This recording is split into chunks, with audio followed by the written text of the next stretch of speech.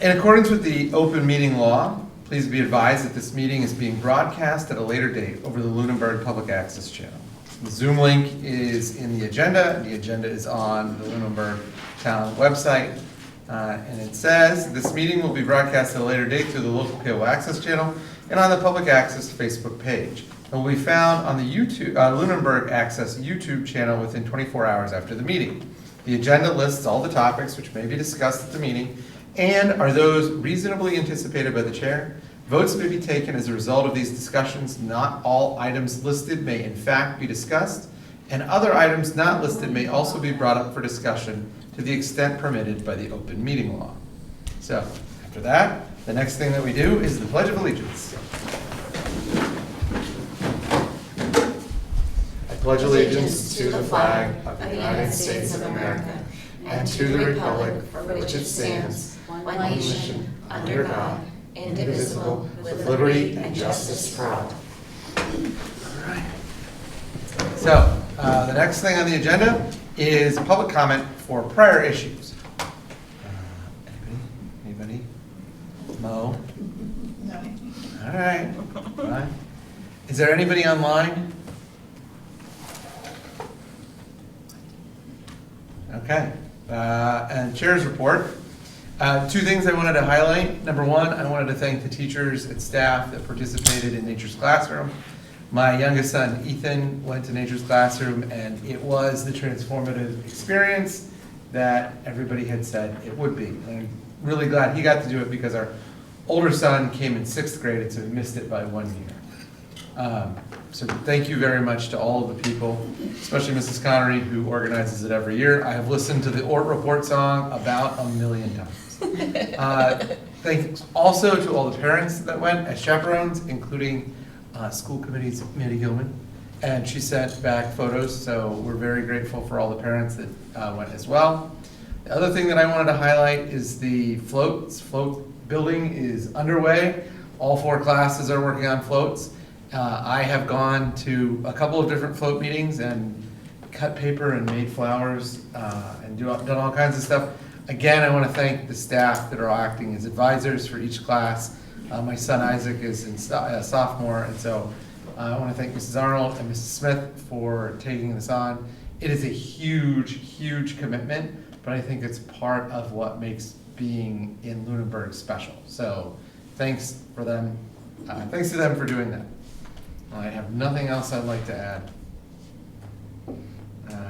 Student representative is not here. If she comes, we will weave her into the agenda. The next thing on the agenda item is to review and approve minutes. This was from the 6/18/2025 session. Have we all had a chance to review the minutes from that meeting? Even though I know that, was everybody on? Yeah, everybody was on. That was the last one of the last year, right? I'll look for a motion on the minutes.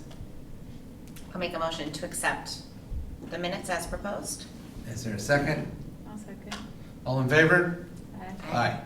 All right, we've approved the minutes. The next item on the agenda is review and approve line item transfers, warrants, and donations. I think that, no transfers? No warrants, no donations, no nothing? There are warrants? Okay. And donations. And Okay. donations. There is a donation? Yeah, there are 3 donations. All right, let's go. Let's do it. And just a reminder to turn your microphones on, they can't hear us on Zoom.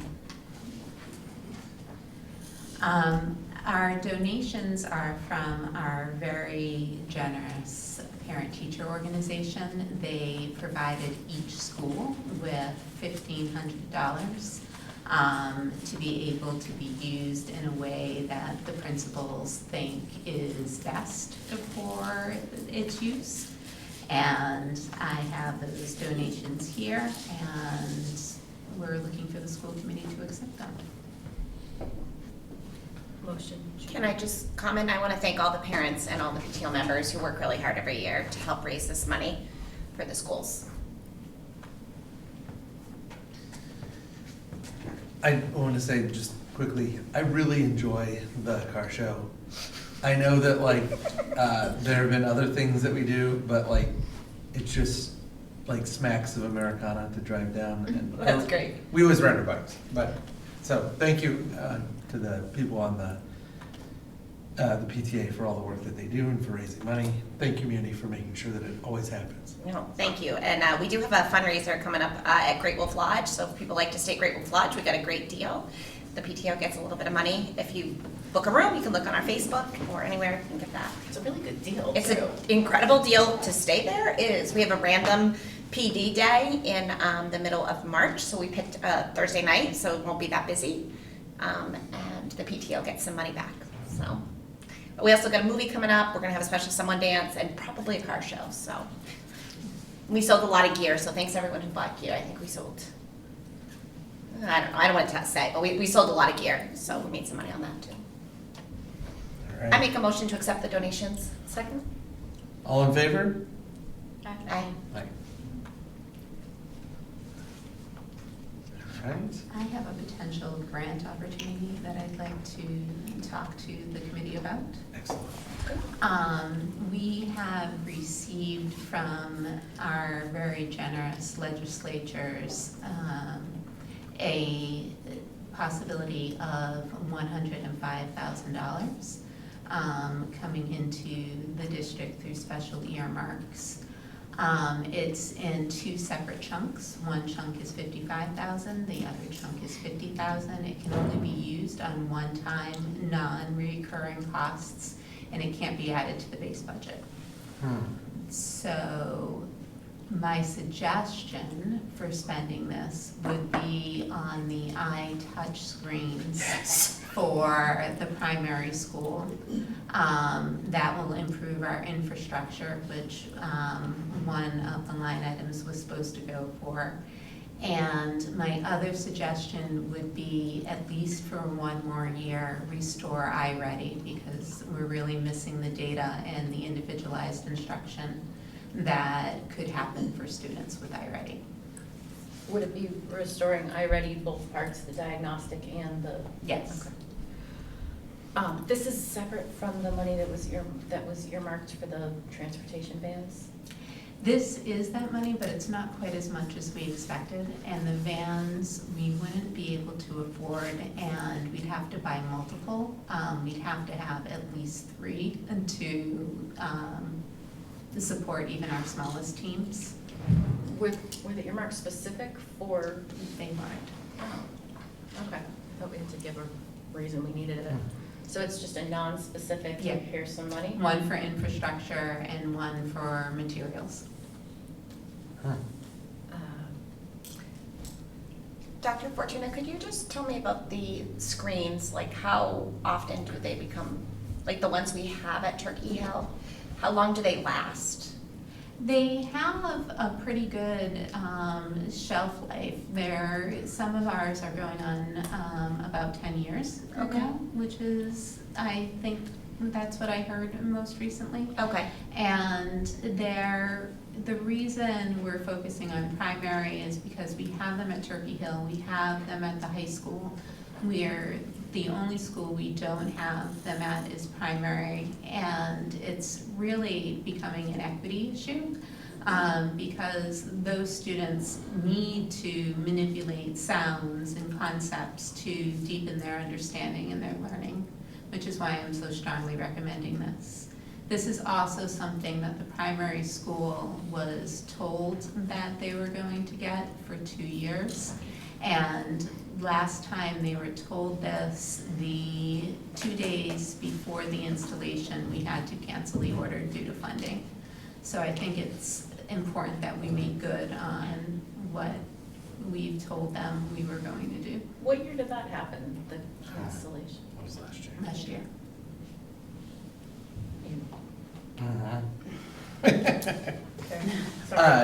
To add to what Dr. Fortuna said, after we did a listening session at the primary school, Chris and I went on a tour and saw how these work.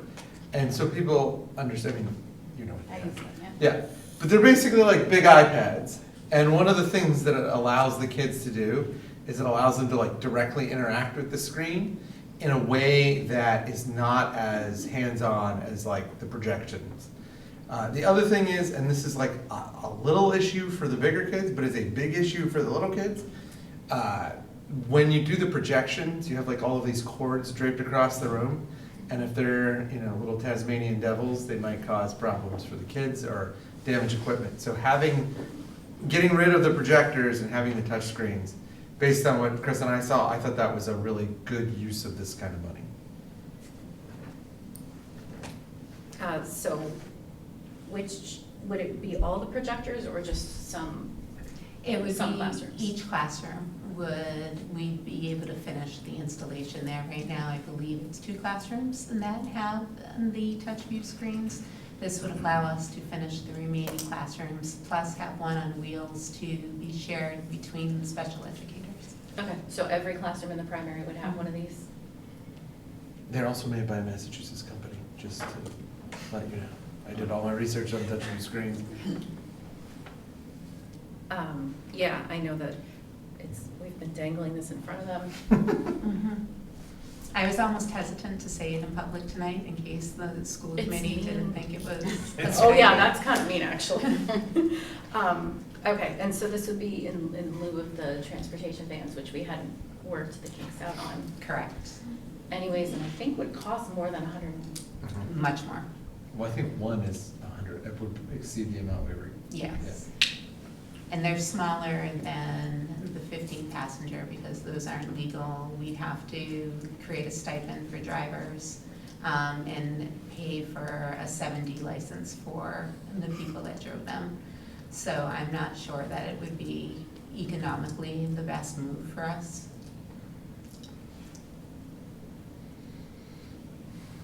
Yeah, okay. All Do you right. need a vote on that? I do. I hate to ask you to take a vote with one night's notice. However, the grant is due on the 24th. And we've talked about doing this forever. Can I just, so the legislature approved this money, this was a override of the vetoes, the governor's vetoes? Yes. Is that what it came from? Mhm. Okay. Yeah, I mean, I'm fine with this.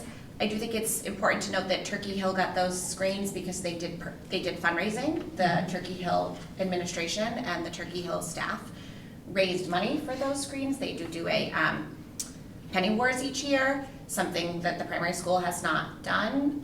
So I do think it's worth a further conversation with the PTO to support the primary school on some fundraising, thing. With the previous superintendent, the PTO had talked about doing a fun run or something of that sort, and we didn't get a lot of support. Those kind of things need to happen during the day in order to raise the most money, and schools around here raise $20,000 to $40,000 doing that. So I will vote for this, but I do want to put that on the record, is that Turkey Hill didn't get them over the primary school. Turkey Hill raised the money to put them in Turkey Hill. So Thank you, Mrs. Gilman. So are we finding that not having iReady is a issue? It's something that we've heard from our teachers, and actually I've heard from parents. I was going back looking for the quotes for iReady, and I found 2 parent emails where parents actually miss the home component of it, where they could work with their children at home.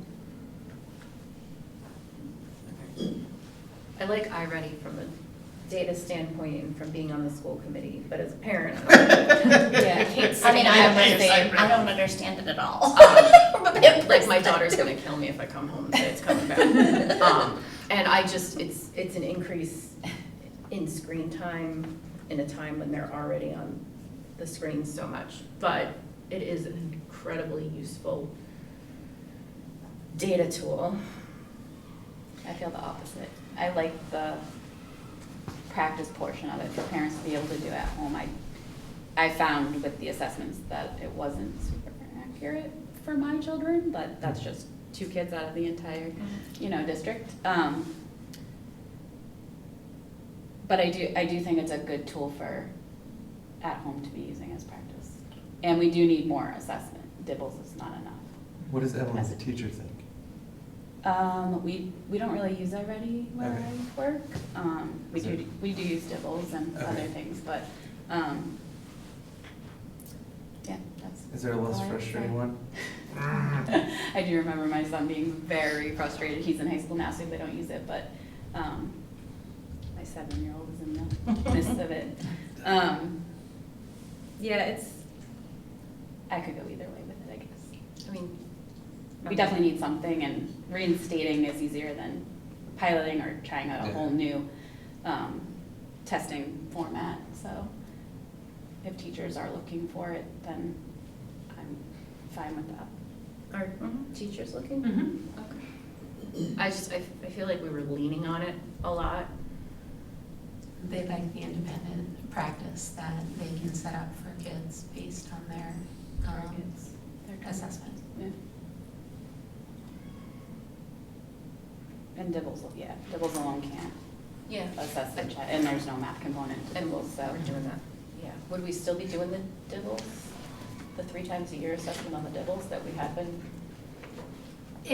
I am not familiar enough with what iReady actually assesses to answer that right now. Dibbles assesses one very specific component of reading. I think iReady is a broader assessment of a child's reading skills. And, two very important pieces of the students' reading skills. I think it's good too, because Dibbles is not online, it's a paper, pencil, Yep. or And that requires. out loud verbal timed test, which not all kids do great with the timed portion either, so having the iReady, I know it's frustrating when you get it wrong and it takes, does different things, but it's not a timed per se, so it kind of gives you a different perspective on how kids can learn, because not everybody, including my child, does not do well timed.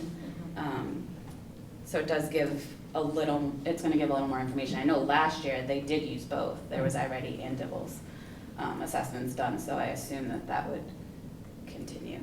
I'm not thrilled with it, but I'm not gonna vote no, because I'm not an educator and you are, so if you say we need it and the team says it's necessary, then I'm going to default to you.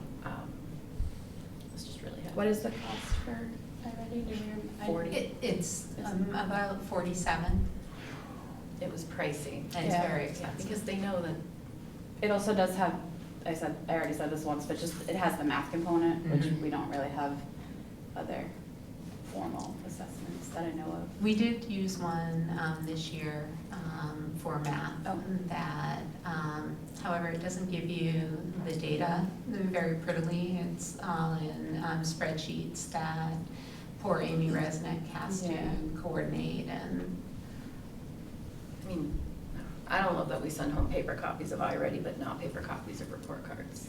well, one of the things that we are going to be working on as a district, and you'll see it in the FY27 budget proposal, is there's a module in PowerSchool where we can actually email those things directly to parents underneath the Data Privacy Act. So we're going to explore Cut looking down at that module. crazy amount of work it gives Amy, because I know 3 times a year Amy's Yes. in the office stapling together. It's a huge job. It will save us a lot of paper and toner as well. I think the costs actually might work out to be about equal. All right. Yeah, I'm not gonna vote. Any more no on it discussion? If you think it's necessary. All in favor of the proposal? Oh, yeah. I'll make a motion to accept the proposals by Dr. Fortuna to spend the grant money from the legislature on iReady and on touchscreens and whatever else we just discussed. Second. All right, all in favor? Aye. Excellent. I am glad we are getting those touch-free screens. I am in too. so much trouble with the kid now. I'm just not gonna tell you. It's democracy, Laura, just tell me. You can blame the rest of us. Do things you don't necessarily Right. support for the greater good. Do we have anything else before we get to superintendent's report? All right, so we're gonna do things a little differently. The superintendent's report is going to cover a lot of stuff tonight, and so it's sort of merging 2 agenda items. So, Yes, but I do have one thing that I want to ask the committee to reconsider. A vote that we finally took 2 weeks ago regarding the soccer uniforms. I think we're doing absolutely the right things. We are creating a policy around this. We're creating an addendum to the bottom of order forms that includes that employees that go against the rules will be subject to discipline up to and including termination. We are implementing a uniform replacement cycle, that all of that is the good work, and that is what should happen. I've really been ruminating on this the past 2 weeks, and it really solidified for me when I was responding to a parent email. And I put a line in it, and it was one of those lines that I'm like, oh, should I have written that? But then I realized it was absolutely true, and that if that shipment had come in earlier, like the boys' football uniforms had, our soccer players would be wearing new uniforms right now. So I don't think it's fair to penalize them by having the uniforms sit in the box until next year. It's something I thought long and hard about. Our girls have 7 more games, and they are going to the playoffs. Our boys have 5 more games. We have 14 seniors on our girls' team. And I just think that this is the right thing to do. I've thought long and hard about making this recommendation to the committee because it's something that I don't like to do, is go back on something we've already decided and discussed. But ethically, it was important for me to bring this forward again.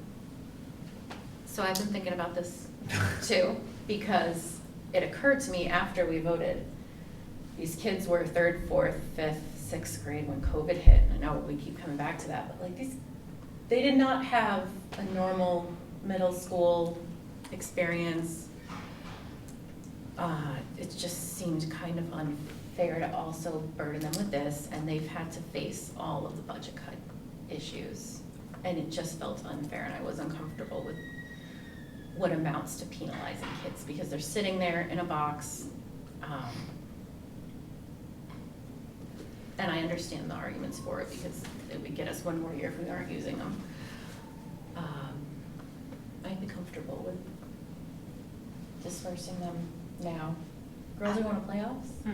I agree. I think it's just important for the public to know that the reason we have new uniforms, even though the school committee voted against purchasing new things, is because of a mix-up in some way, and that it's clear that that's what happened, and that, that is, it was never the intention to penalize the kids by not letting them wear the uniforms. It was more that it wasn't a purchase that we had authorized in the correct way. And so that's what it was about. It was not about the kids wearing the new uniforms. So I'm fine if we want to revote and we want to let the kids wear the uniforms. I also thought long and hard about why the football team got to wear the new ones and the soccer team didn't. That to me is the worst part of it, if we had held the football uniforms back too. But for some reason, the football team got to wear the new ones. Theirs came in first. Theirs came in first. Yeah, but That was- They were but dispersed before we I knew came they in. came in. Okay, well, that's fine, but I just think that is, that to me is the problem personally, is that the different teams, the situation happened the same way, weren't treated the same way. So that's fine, I'm comfortable with that. Have we gotten an answer from town hall yet about why, if the purchase order was made in June, why we can't put that on FY '25?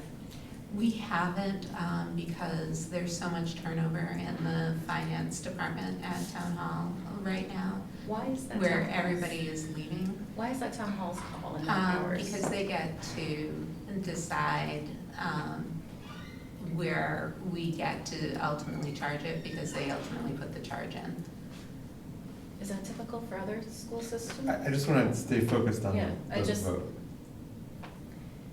Just the purchase order, I want to be clear, the purchase order was made June 19th, and we are being told we cannot put it in FY '25, even though usually if a purchase order is made, in FY '25, it's credited, or it's taken from FY '25.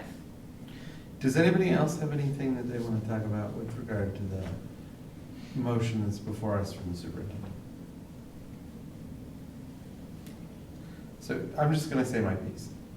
I think that there are many ways to solve this problem that are fair and equitable. And I thought long and hard about this. I basically wrote an essay on justice in response to an email from a parent. That's the lawyer in you. Yeah, it was too much. And I think that it would be great to give them the uniforms. The one thing that I keep thinking about is the fact that if we give them the uniforms early, that means that we're going to have to buy new uniforms earlier than we would otherwise.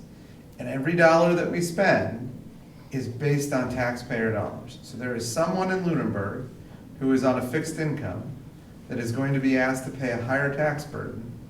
They may have to, skip a meal or eat ramen for lunch, or they may have to manipulate how they get their prescriptions at CVS so that they could pay their tax bill so that a very small portion of the population could wear slightly newer uniforms. And I understand that that's, not a concern for the school committee, but as stewards of the public's money, I think that that's an issue. I'm gonna vote in favor of letting them use the uniforms, but I do think that we need to be mindful that this is not a well of infinite cash. And What is the typical cycle? it depends on the. Right now. Well, so we thought that there was an actual written Right. schedule, and it turns out that there is not. But what had typically happened, and Liz, you'll know better than anybody, is that it was done on a rotating basis, but certain sports had shorter turnarounds than others. So like football, and hockey had the two shortest, right? Right. And then Because everybody why? else, yeah. Because they needed They them get, to Because they get there? obliterated. They get a beat up the So- most. So what we're looking at now is a 6-year replacement cycle, where we pair a higher wear sport, such as football, with a lower, wear and tear Like track. sport, like No track. contact. Though our track uniforms are worn for 3 seasons, Mm. so they do tend to break down. But Mrs. Burns is working on this I have a as feeling we speak. that's gonna be a work in progress, that's gonna be refined. Yes. So I wanna make clear to people, whatever gets set as a schedule, I think is, Yeah. Yeah. it's going to be an evolving schedule based on changing situations. But it will be nice to have a rough idea of whose turn it is. I'm just thinking about what Tony said, like the money portion of it, like how often are we asking people to be spending that money or spending our money for uniforms? It's- 6 years is a pretty long Yeah. span, but if there's other uniforms that happen at 3 years or. To be fair, part of this is maybe. supposed to be covered by the athletic Yeah. fee, so. Right, which um, we increased. We did increase the athletic fee too, but. You made them. I did not. You did. So, yeah, the athletic fee increased, and this is So that supposed to could go partially towards- cover Yeah, uniforms as well. It doesn't cover the full cost, Right. but it definitely, parents are paying for this. right. Okay, so I think we should move the question, right? Okay, motion to disperse the boys and girls soccer uniforms to the soccer teams as soon as possible. Second. All in favor? Aye. And good luck to the girls team in playoffs. Yes. A few more games to go. They're fun to watch if you want to catch a game. All right, I think it's Dr. Fortuna time. Yeah. So the first thing that we have are our school improvement plans. Unfortunately, Principal Squire can't be here tonight, but she is willing to have me collect any questions that you may have. These are the same plans you saw last year because they were written as multi-year plans. Each school's plan is in your packet. I believe Mr. Santry and maybe Mr. Yvonne are online. I know Mr. Santry is.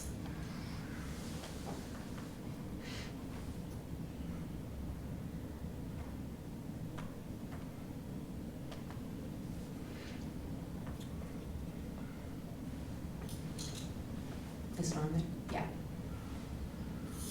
So if you have any questions, you know, if you were reading these and something sparked, we have 2 new members sitting at the table tonight.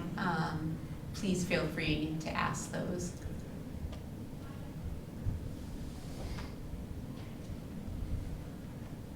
I mean, I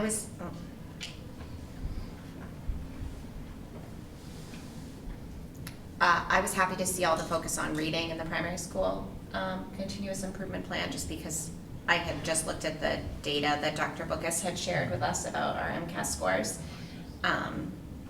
So I think continuing to focus on that is so important. So that was really helpful to talk about and think about in the primary school plan. Yeah, the primary plan really relies on iReady, which I guess makes me feel a little, Yeah. it'll be nice to have the continuity of data.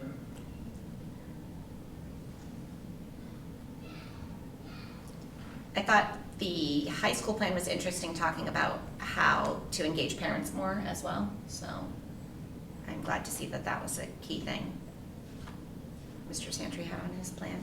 I think that was the high school one. Is Mr. Santry on? He is. Yes. Can I ask about the chronic absenteeism goal in the middle school? Mhm. So, one of the things that we do in the high school that helps with attendance is that we have sports, and if you don't go to class, you don't go to the field. And so, for some people, that acts as an incentive to attend school. And that is a very important function of sports. Is there anything that we could do in the middle school that would be similar to that, that you think would incentivize attendance? So I'm asking either Dr. Fortuna or Mr. Santry. You know, we have some programs around progressive discipline that kind of ways absenteeism. And also, if a student is participating in a sport, they're following those same guidelines for junior varsity or varsity sports that a high school student is. We are trying everything we possibly can since 2020 to get kids back into school. We've tried a more therapeutic approach with our school social workers, school resource officers actually going out to homes, engaging parents to try to get them in. I am willing to try anything in order to decrease our chronic absenteeism, so I am open to any suggestions that my school advisory or school committee members would make. How did the therapeutic approach work? I mean, It's successful in some, you know, when you have an SRO or a social worker or an assistant principal coming out to your home in order to, you know, help you get into school, that is, it's intrusive, but it is successful. So I'm not saying that we do that with 100% of our students, but for the chronically absent, we have done that.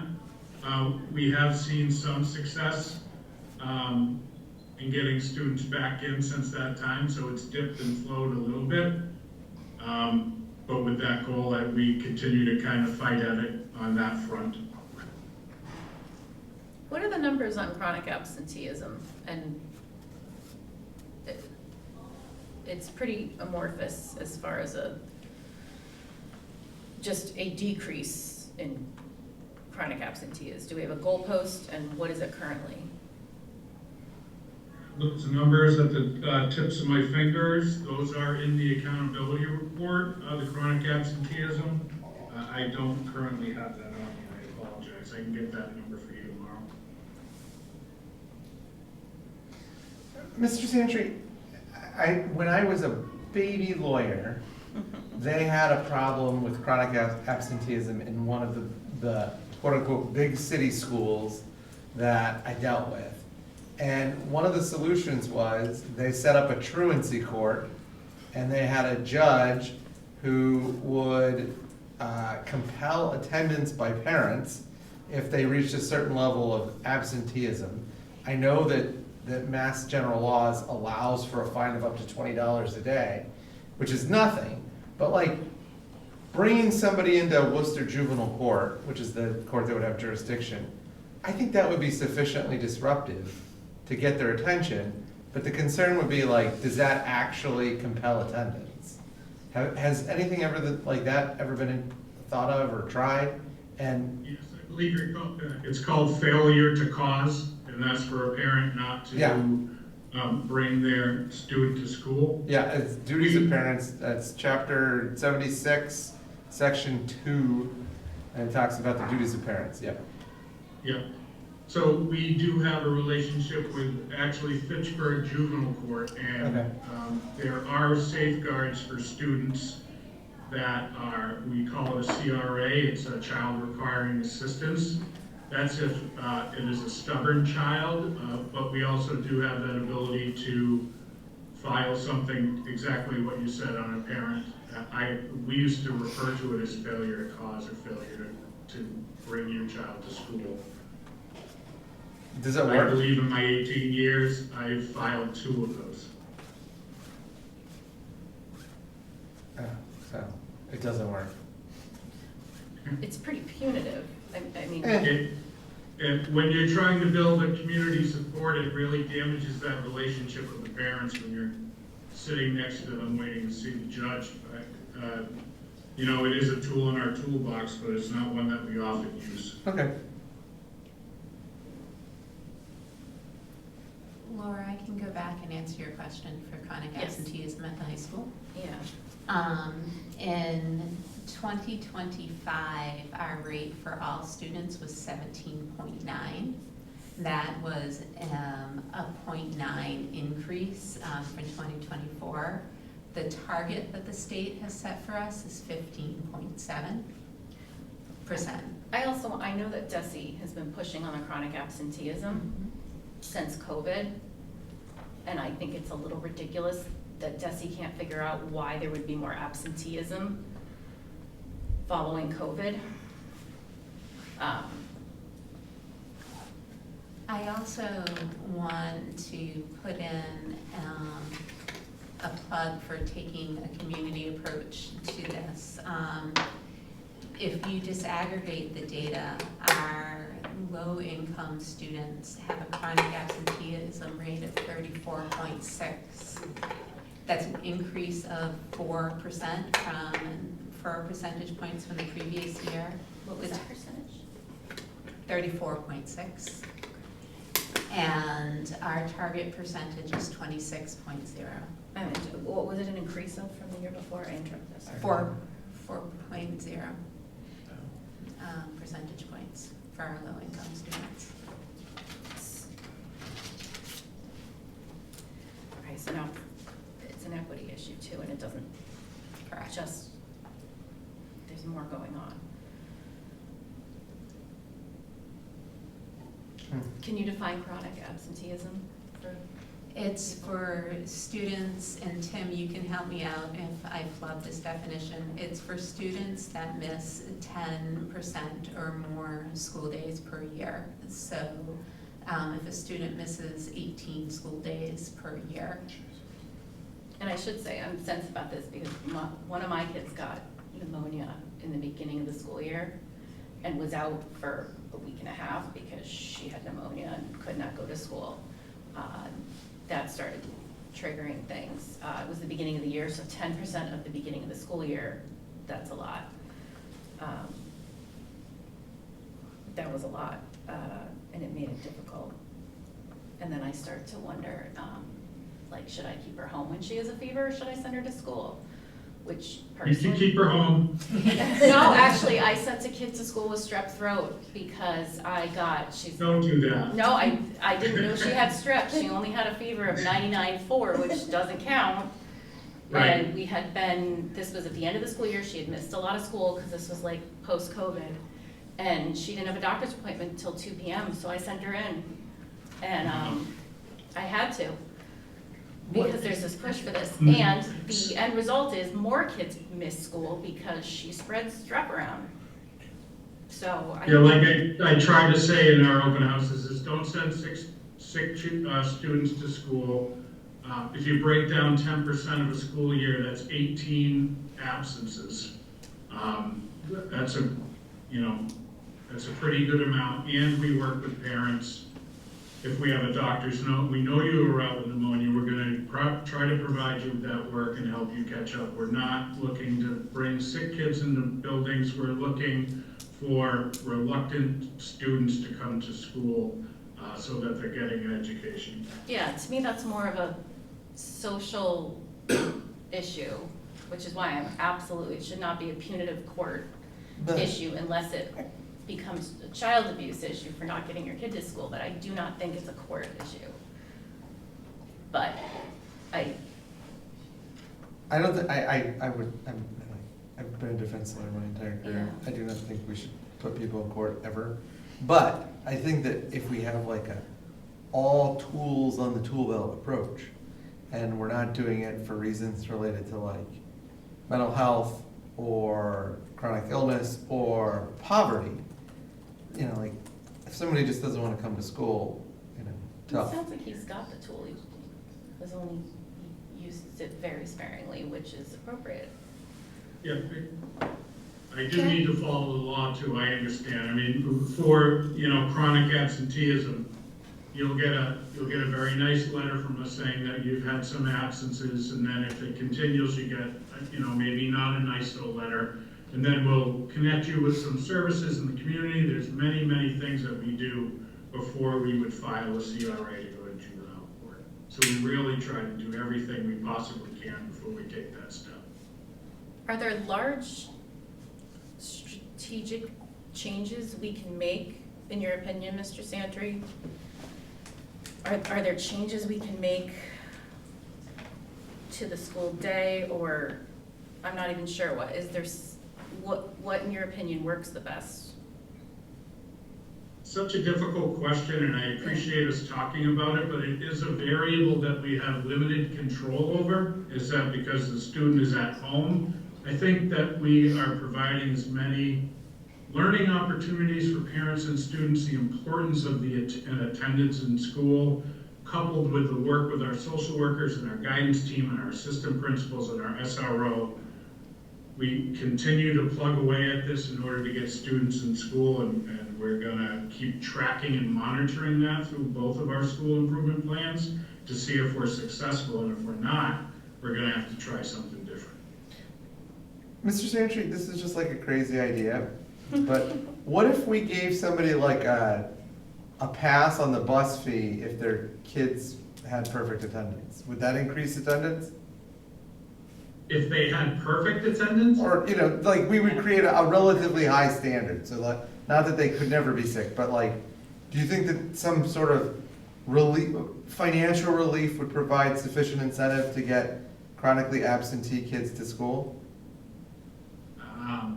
it's the first time I've thought about that, Mr. Scolenbrini. I would think it would affect students that had excellent attendance, and they would continue to have that.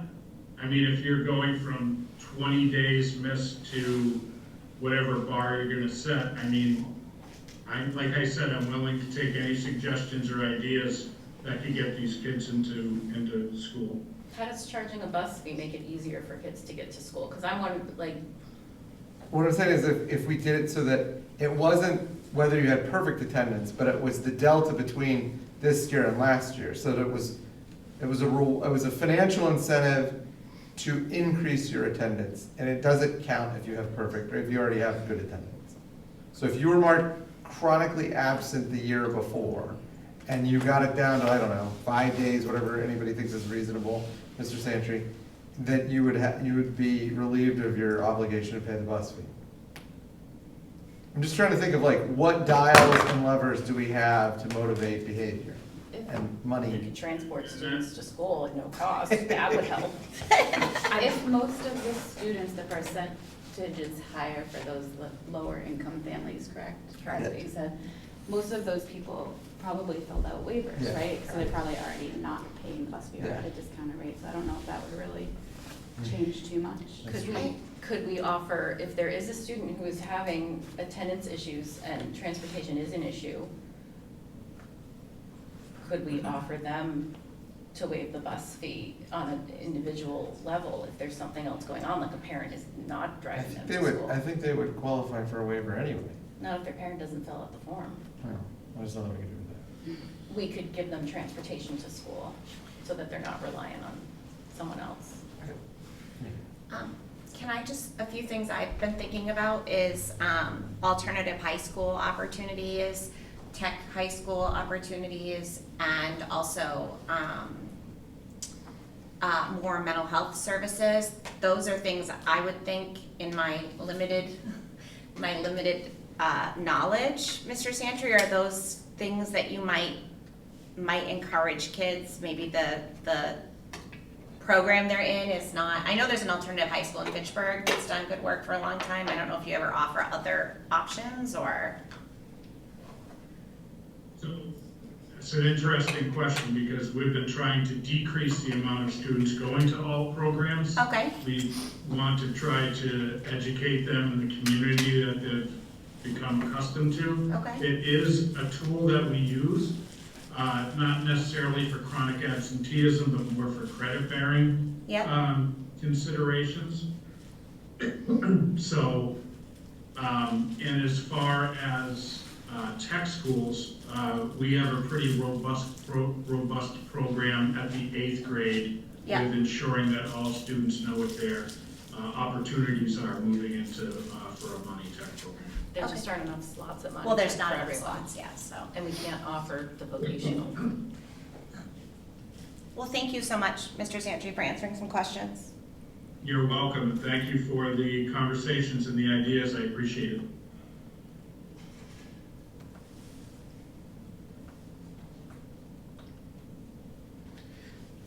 Can I ask you a question about, and this sort of may segue into a later conversation. Everybody has talked about the MCAS scores. What is your gut tell you about the cause for the MCAS score variation? And like, how do we address it as a system? Because like every grade had problems. I think it's increasing our diligence and the use of data, which Dr. Bookus and her team are doing a really nice job now. But I think you'll see later in my budget priorities that things like multi-tiered systems of support become very important so that we can move students from where they are to where they need to be and accelerate their progress. We need to focus on acceleration instead of remediation. What's the difference? The difference is remediation is you kind of go backwards, right? You would take a child that's struggling reading and only give them kindergarten materials because that's the level they're at. Whereas with acceleration, you would give them the tools that they need to access the 3rd grade material. Okay. So I think ideas like those are really important. We need, quite honestly, more staff to do it well, and we need more staff at all 3 campuses and in all 4 schools. Do you think that changing MCAS from mandatory to voluntary impacted student performance? It definitely did at 10th grade. Okay. Why are you so definitive about that? It happened across the state. It's a trend that happened across the state, and we can particularly see it in our MCAS scores here. And so the thinking is these kids are old enough to understand the difference, and therefore they perform different, whereas younger kids that don't understand the difference didn't see as big a drop. Correct. Okay. That graduation was a big carrot. I I think not graduating was a big stick. Yes. Do you want to hear my rant about MCAS? Yes. Yes. Yeah, I- Very much Rant so. away.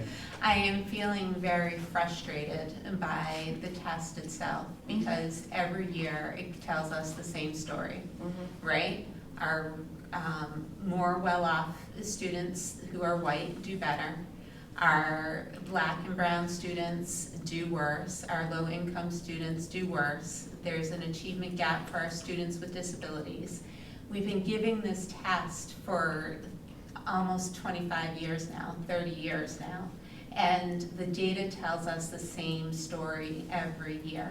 And I think what we need to start doing is actually assessing what the students can apply for their knowledge using portfolios or capstone assessments at certain grade levels. So should we stop doing the MCAS altogether? Yes. That's what I think, but we Yes. can't exactly do that. Do you think teaching in this district has evolved, or in general, to teach what the MCAS is trying to test? I think we're teaching to the standards, which is a good thing. I think the standards are a good thing. Is MCAS testing the standards? MCAS is testing the standards. However, it's not really testing an application of the standards, a true application of the standards. You can't get that from a multiple choice test or even an AI scored essay. It's a standardized test that's testing to the standards, but Yeah. it's standardized, so not all learners can show their skills through the MCAS testing. So like what would be I'll ask both of you, what would be a skill that the test would not be fine-tuned enough to pick up? I mean, I think like Dr. Katrina said, more of the application of certain skills. It's so the same. Do you know what I mean? It's just the same. So someone that, I don't know, does better listening than reading, but can still answer the same questions as someone who read it themselves. Okay. It's not a fair assessment of someone that's more of a verbal learner versus a visual learner. It's just, there's just so many different ways to show what you know, and it doesn't really give everybody that same opportunity, in my opinion, as a teacher and a mother. And one of my frustration points is I used my brother-in-law as an example, and he would forgive me for doing this. He has undiagnosed dyslexia, and he can't spell to save his life, and reading is difficult, of course. The math test is reading. He can do geometry like you wouldn't believe and construct something and write out the written directions for how to do that. And that's why I think we need a competency-based capstone or a portfolio that students need to do. The state is talking about that with their new graduation requirements, but I really think it's a move that I would encourage the state to make sooner rather than later. Why can't we do that here now? Because it would just be another assessment on top of the MCAS, because we still have to give the MCAS. And there are students that can do alternative Mhm. portfolio assessments, Yeah. kids on IEPs with significant disabilities, but there's also typical learners that could benefit from showing their skills in different ways. I think it's interesting when you talk about, because the one thing that and I'm living this now because I have a second grader and a fifth grader, is the reading stuff, right? So my fifth grader struggled. He lived through COVID, he did not get, and the MTS has really helped. I feel like he has really blossomed and he can do well. My second grader, who also, didn't live through COVID, is also not probably on par with what he should be. So not where he should be, but where, at grade level right now. So I don't worry about a lot of education, because I feel like this, like learners are, people can have a lot of different abilities, but reading to me just feels so fundamental, is that you can't really do anything else until you can read well. So that's why I am interested if there are certain, I guess my long question is, if there's certain MCAS scores, right, you would put more, personally, the reading at the lower levels, to me, feel like some of the more important scores for us to be looking at compared to some of the other ones. Am I just reading into that, or is that something you would agree with? No, the problem with MCAS data is that, this is kind of a crass term, but it's really autopsy data. Yeah. It's not formative data that you can do anything with, because in most cases, the teacher doesn't have the same group of students who are now dispersed into other classrooms. That's why instruments like iReady and DIBELS are so important, because we can assess there and then intervene immediately based on that assessment using MTSS, using multi-tiered systems of support. So I get really frustrated with MCAS. Yeah, no, that's good to Because it doesn't know. help I mean- improve our teaching, it Mhm. just measures us year Yeah. over year. It's It's interesting. also a whole Oh, year sorry. worth of information that kids are supposed to kind of do in one sitting, you know, 1 or 2 sittings.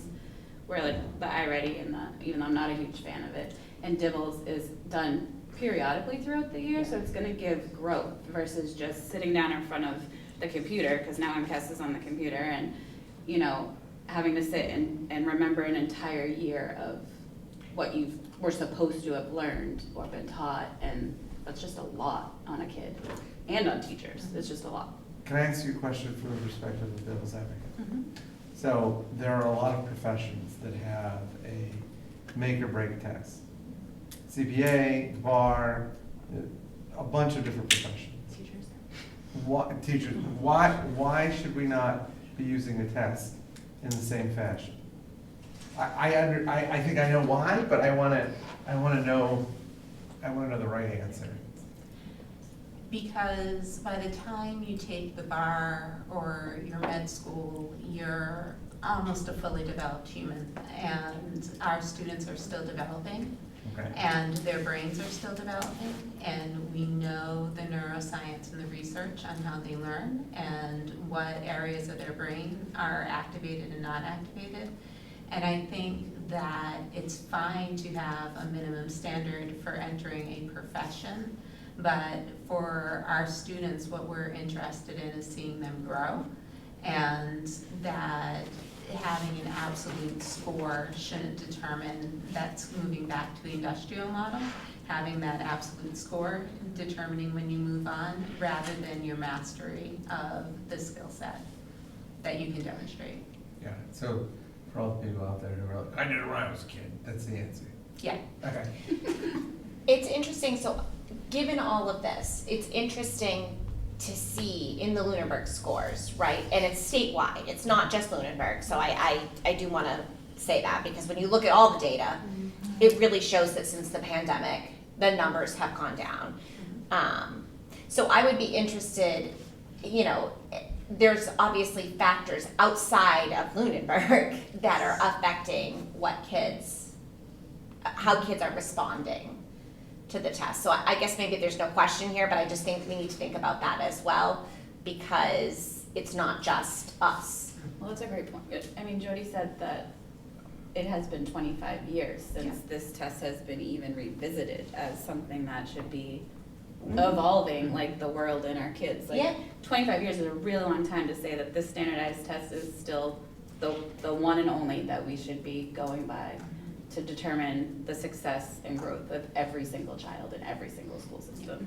It is interesting though, because people are so data-driven even more than they were 25 years ago. So that is like an interesting dichotomy, right? Like thinking about, It's one piece of the puzzle. Right. yeah, It's not the total puzzle, but it does show if we're having issues. Like here, I think we can still draw conclusions from the data, which is, a lot of it is COVID knocked these kids back, and even the ones like ours who are in 2nd grade yeah. are still, they do deal with the ramifications of, you know, Yeah, it's crazy, right? It's crazy even the kids who were young and weren't even in school yet, right? because that early That time is early important, stuff, leaving the right. house is important. So I think we can draw some conclusions, but I think even on the district level, it is hard to draw conclusions other than, yeah, we need to be investing more in the MTSS, and we need to be focusing on fundamental literacy and math skills in the early grades.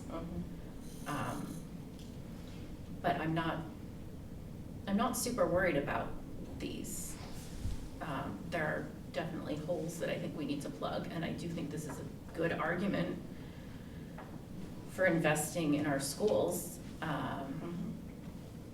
and especially in those MTSS programs that we have, basically the safety nets that catch our students as they're falling before they hit the ground and throws them back up in the air.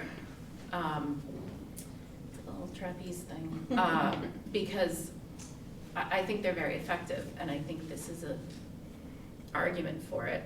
How are we, so with students with disabilities, is that any student on an IEP or 504? What is the definition of student with disabilities?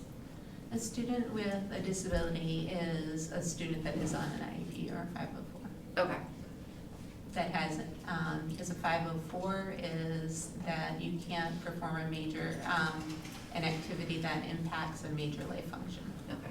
So, Generally, that's my. And those students do have accommodations separate, less universal accommodations than kids on IEPs. So it's- the accommodations that are in the IEP will be transferred into what they're doing on that. so it's a little harder to draw conclusions from those scores as well, because it's a subgroup of each grade. But like I can see in grade 3, we are far below meeting and exceeding versus the state, but in other grades, we're above or close to par. I don't think I used par correctly. But I know we had put focus in that last year. Is that still an area of focus? I know on the individual school plans. It is, and once you hear my budget priorities and Yep. my goals Okay. tonight. But the good news is, we have our assessment expert online tonight to talk through the assessment report. Dr. Bokus is with us. So she can talk through any of the assessments and answer, probably in more detail than I can, what she sees happening for trends. She's been here a few minutes longer than I have. Well, thank you, Dr. Bookis, for this report. It was really interesting to go through today, honestly, and I learned a lot. So I just want to thank you for that.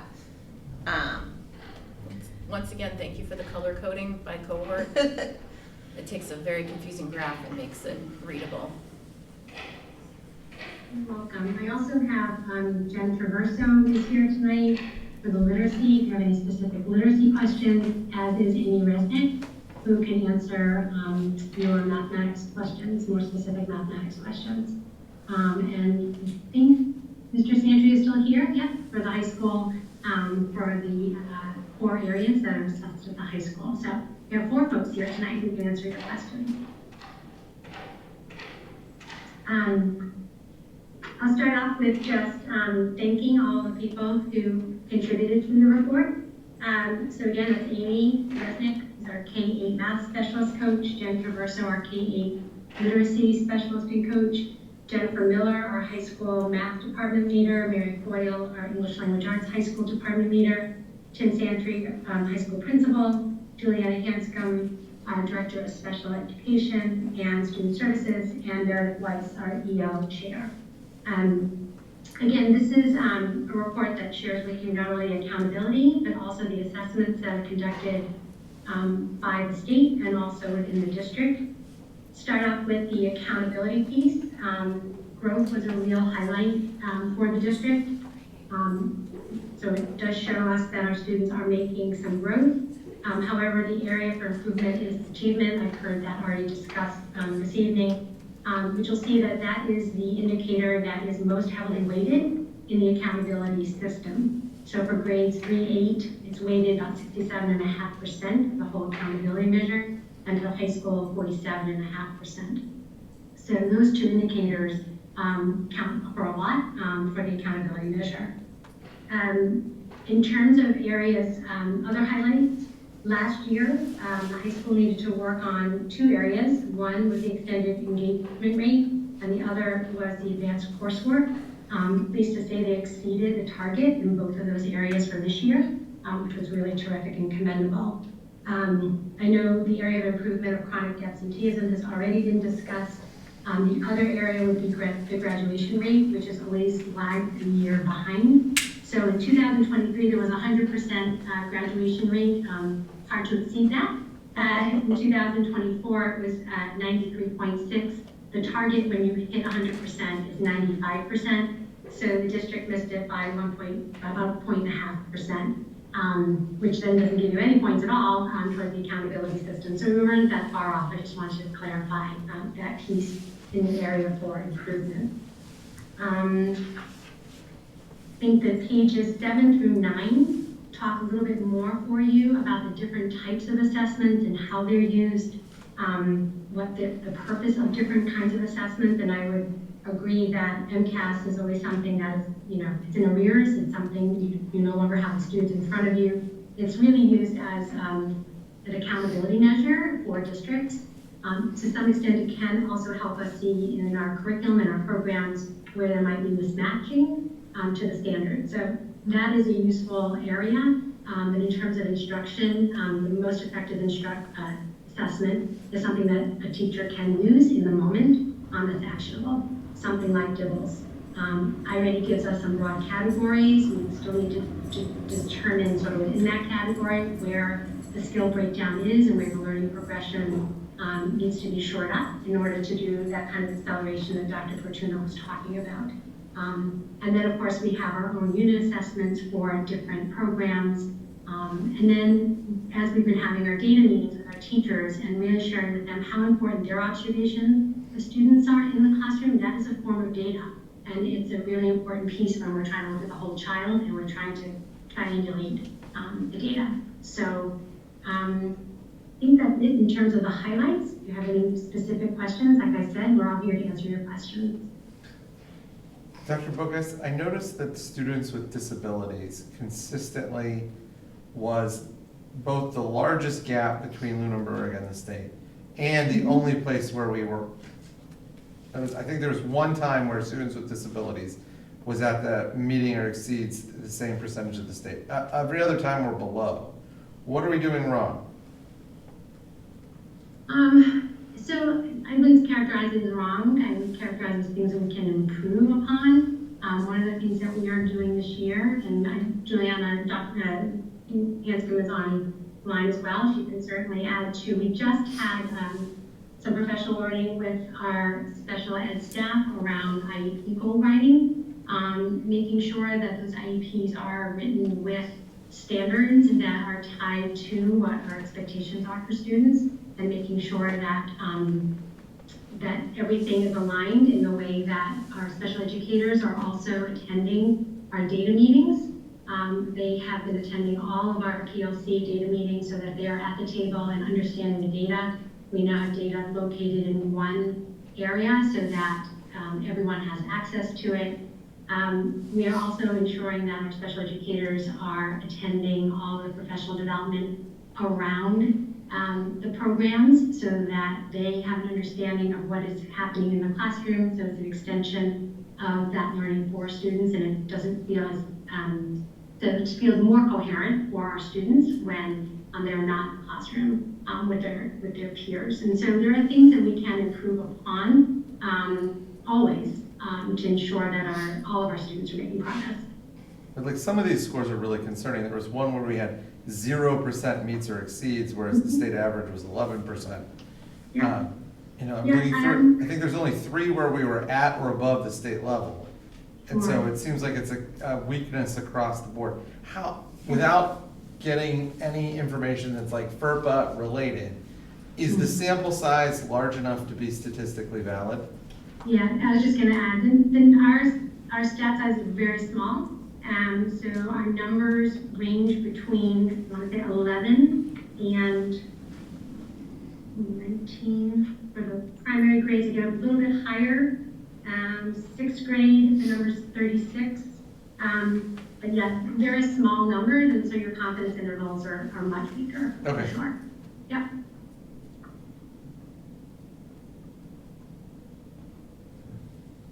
We also too, if I can just add in with what Dr. Bookes had said, in addition to the goals training that we did this year, also last year we invested some significant time, energy, and funds to get additional teachers, special education teachers, trained in the Wilson reading system, so that we, moving forward now, we do have more expertise in the reading area so that students can get more support with that too. Just for the public, because I know that we did make a cut of a Wilson reading teacher. We are still, however, we do still have Wilson reading teachers and we're using the system. Yes. Okay. We have teachers who are trained in the Wilson reading system. So all of our inclusion teachers at Turkey Hill and the middle school have training in the Wilson reading system. All of them? All of them. All of the inclusion special Oh, education. yeah, no, that's wonderful. Okay, I just wanted to make that clear because I think I had heard complaints that we cut the Wilson teacher. We cut the Wilson teacher because there was one Wilson teacher for Turkey Hill, and she wasn't able to, that position being what it was and with student schedules, wasn't able to have a large number of students. It was a small number of students for the year. So in investing our monies into training for all of our inclusion special education teachers, we're able to hit a much larger group as needed. Plus have those teachers give those skills to students, not necessarily through a formal Wilson program, but just they have a broader knowledge now of what may work for students. And on the math side, if I can just add, and Amy certainly chime in, the last year and this year, Amy has been working with all of the special educators throughout the year, professional development around dyscalculia. And again, that's really been very successful last year at the primary school and now this year at Turkey Hill for greater understanding of math disabilities and how to support students in their learning in that way. Oh, Amy, we can't hear you.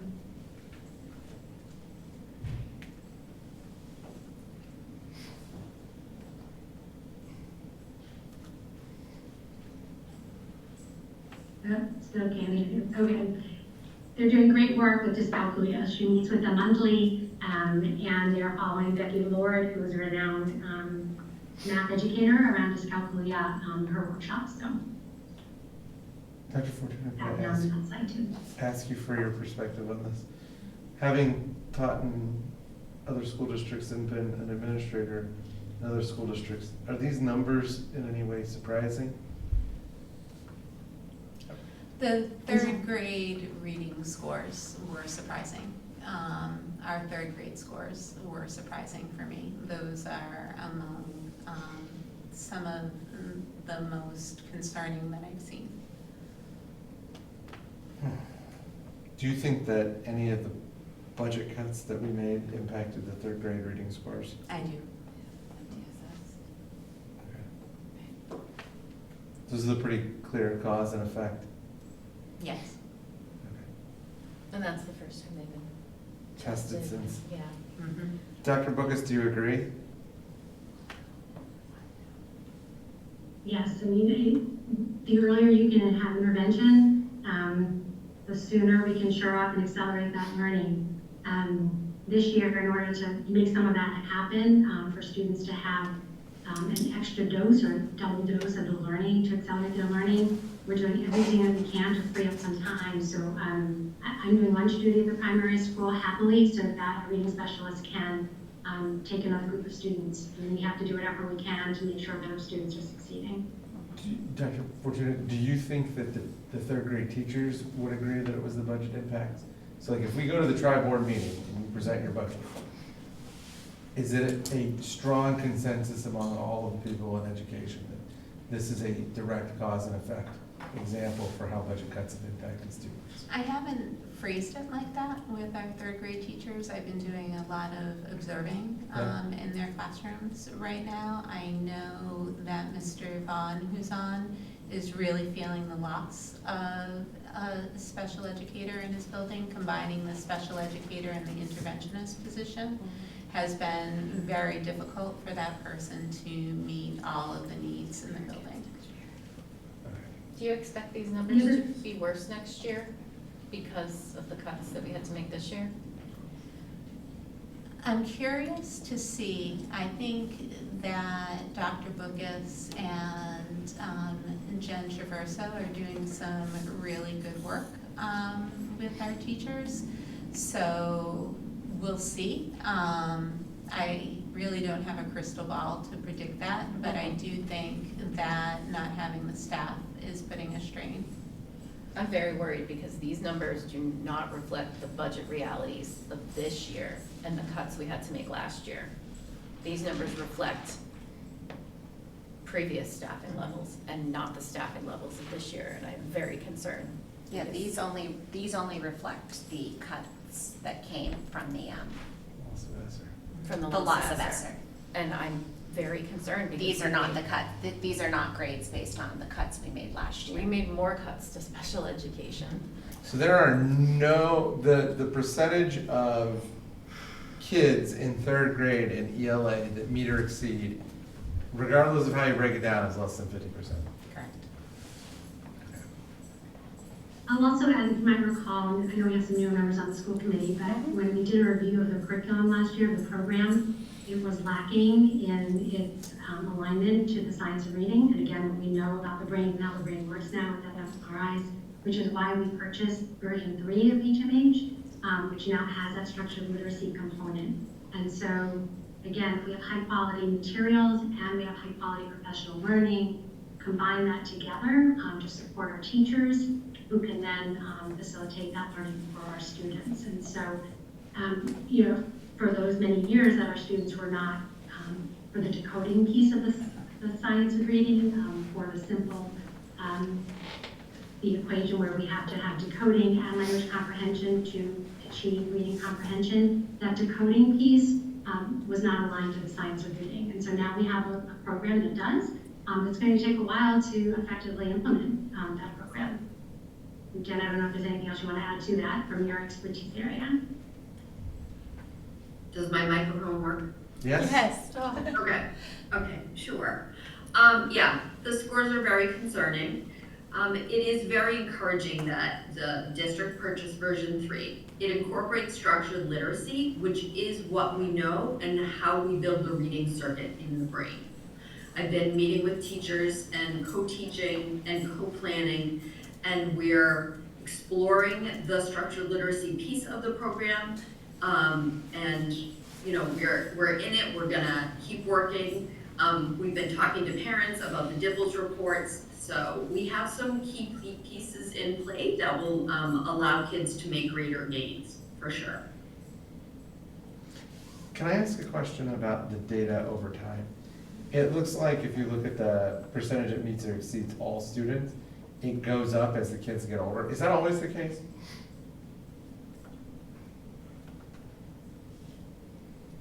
No, So when is that the case here? I'm not sure. You know, one of the things that we talked about when we were doing budget last year was balancing cuts between all of the levels. And, you know, we don't have any sort of way, like if two different principals come to us and say, I need this and I need this and at the same amount, we have no way of like measuring directly their impact on student achievement. But like, it seems like to me the data says that we need to spend more money on the lower grades. Is that a correct conclusion to draw from the data? I would say that any investment that you put in early childhood and elementary is an investment well spent. You If can't. I may weigh in on that? Sure, yeah. Nadine Gabb is a researcher out of MGH. If you follow her research, and she talks about growth that children can make in early literacy skills.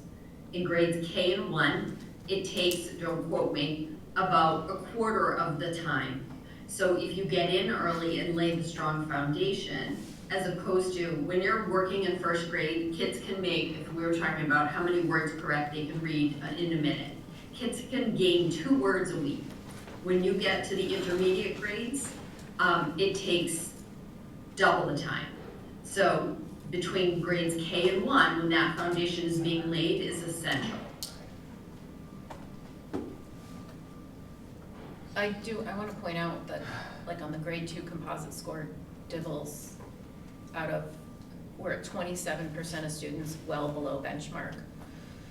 Out of 102 students assessed, that's 28 students that are well below benchmark for where they should be right now.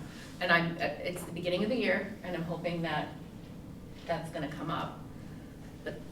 that's concerning.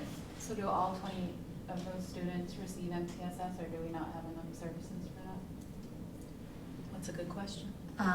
Mrs. Squire, if she was here, could correct me, but I don't believe we have enough people to provide the tier 3 services that every one of those students needs. Right, and then the below benchmark could also use a little help too, Correct. and they're not getting anything extra.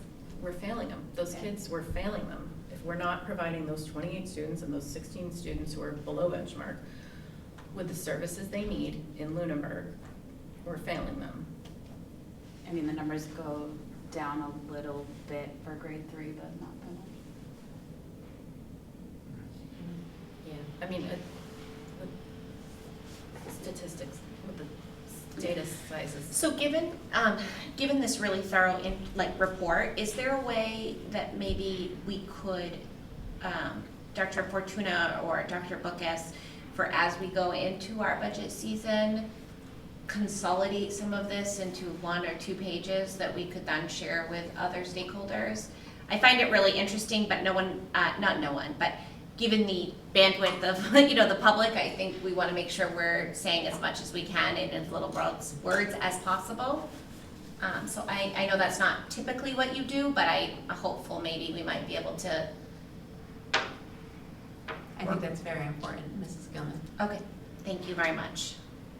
And I think Emily's point that of those, the 28 students who are well below benchmark, not all of them are receiving Right, I the think that's services. I think that's very. an example like that. I think is really important. I think that's very powerful. These are human beings in our town that we are not. Is there anything, what do we do this year? I mean, I know we're doing the best we can. The teachers are absolutely doing the best they can. And we did put back 1 MTSS. Yeah. We Yeah, did. and so- having the literacy coach being able to do sustained professional development is important. Research shows that that is the type of professional development where you get the most teacher response from. When we make budget decisions going into next year, though, I do want to keep this in mind. Because a budget is a list of your priorities and what's important. All right. Is there anything else we need to discuss about the improvement plans? Can I just give a shout out to the 8th grade civics, because we Oh, are cheating, geez. but on the 8th grade civics test. Yeah, that was So my, what happened with 8th grade civics? Why are we, We're what are we doing right 21% there? above. Mr. Shea's green. Is it, Now it's Mrs. LeBlanc. It's- Oh, that's true. No, that's Mrs. LeBlanc. Yeah, yeah. Yeah. Mrs. LeBlanc? Okay. Yeah. That's, She's great. that was my question when reading is what are we doing right there? And how do we replicate And that? across all categories, kids with low income, kids with Yeah. disabilities. Yeah. That one was impressive. And when it's something like that, it's really a cumulative effect at a district level. When we look at that, that's all the social studies learning that's happened all the way through up to 8th grade. And so really terrific job in that area. Yeah, absolutely. Yeah, if you look at the accountability percentile on our subgroup for low income, I believe we're in the 94th percentile. So Yeah. if you had 100 people in line, there'd only be 5 ahead of us in terms of servicing low income kids that scored on that civics test. So kudos to 8th grade. Yeah. And those 8th graders are now old enough to advocate for what the schools need, so watch out. Because now they know how to do it. Do we need to accept this report? Is this an action item? And it's a discussion item. Okay. All right. Thank you very much for putting this together, guys. It's a lot of information. Thank you. Thank you for your time. Appreciate it. Thank you, everyone. All right. Okay, I want to, the budget priorities directly align with this report, but I want to start with my entry report because that also aligns with our budget priorities. So this is when you get to hear way too much of my voice. Does the committee have any questions, any comments about my entry report? I found it to be, I've read it twice. I found it to be incredibly incisive. and I was impressed at how quickly you diagnosed problems that we've seen over the last 5 years. So, you know, I don't know if you ever listened to Click and Clack on NPR, the two guys that own like an auto body shop, and they had people like describe the sounds their cars make, and then they deduce like what part of the engine is messed up, and I kind of felt like reading your report was like that. You like got right to it. So I'm really, really pleased. It was a lot of work for you, and I can tell that you put a lot of time into it. But the insights and the coherence of what you're saying really hit home, and I think that, you know, the thing that you highlighted as your big concern has always been one of my big concerns, and so really grateful for the work you did. It's excellent, truly excellent. One of my concerns with the new superintendent coming in was the cultural aspect, as far as it's understanding the district and its uniqueness in the ways in which it's similar to other districts, in the way in which it's different, and the things that make us Lunenburg.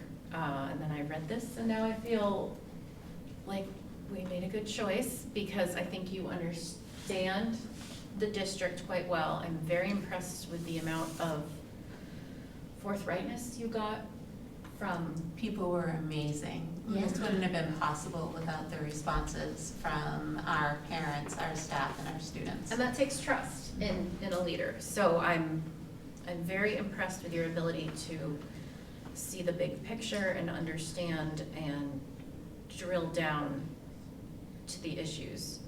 And I'm also feeling really good about the empowerment of teachers and how key the relationship with the staff is. So I wanted to say thank you for that, and thank you for liking that team. They're awesome. They're great. Thank you for appreciating that. The graph on peer connections makes me a little sad. Yes. Just gonna say that. Do you think that's for all, like a generation How many thing, or is it people this town? answered that? Do you know? Do you remember? I don't remember off the top of my head what the N was, but we did have a significant response. Most of, from this campus, most of our response was the middle school. I want to shout out to the middle school teachers, because I had a feeling they made them do it in class. So I want to shout them out. Well, But that makes sense. Middle school is challenging. yes, With the peers. belonging and the connection and the friendship triangulation was really interesting for me. Yeah, that, I see there's something But then lacking. on the next, the student friendship one, it Mhm. says that, you know, there's only 0.5% of kids feeling alone or isolated, so it's kind of a discrepancy a little bit between those two, but I'm glad to see that on the other end. It is. How I'm explaining that is that friendship doesn't necessarily equal that feeling of belonging. Yeah. And, You can still be lonely and yeah. have lots of friends. yeah. One thought I had about that was more programming or one-time events for students to go to, because I don't think they plan things anymore.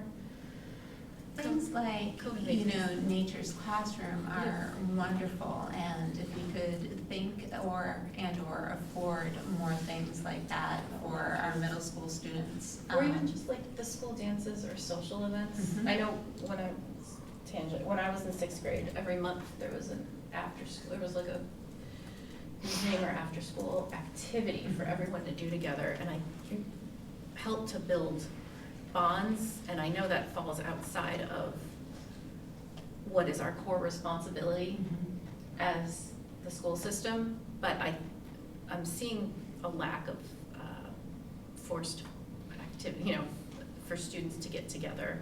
And I might disagree with you. I think student life actually is a big part of the school responsibility. I think that creating those experiences, and I think our high school and middle school do a nice job of offering programming within what they can for different students.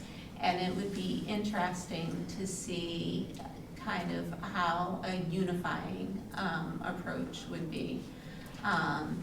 such as Nature's Classroom or an experience like that. In Boston, we used to go to one of the islands, and that was our big team building and exercise for the students. So there's definitely things that we can do that we should explore. Do you think that like all of the focus on social division, and I phrase it that way because I don't believe there's actually that much social division, do you think the emphasis on social division in like mainstream culture is prompting some of these numbers, or is this something that's endemic to Lunenburg? Based on some of the comments that students made, I do feel like social division is playing a part in this. Okay.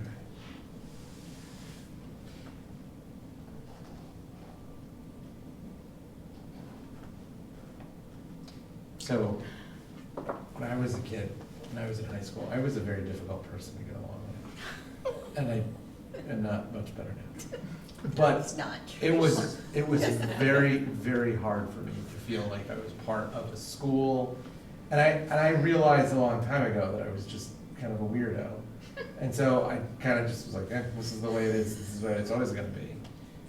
Do you think that like some of this is like just that natural part of kids being, or are these numbers higher than what you would anticipate?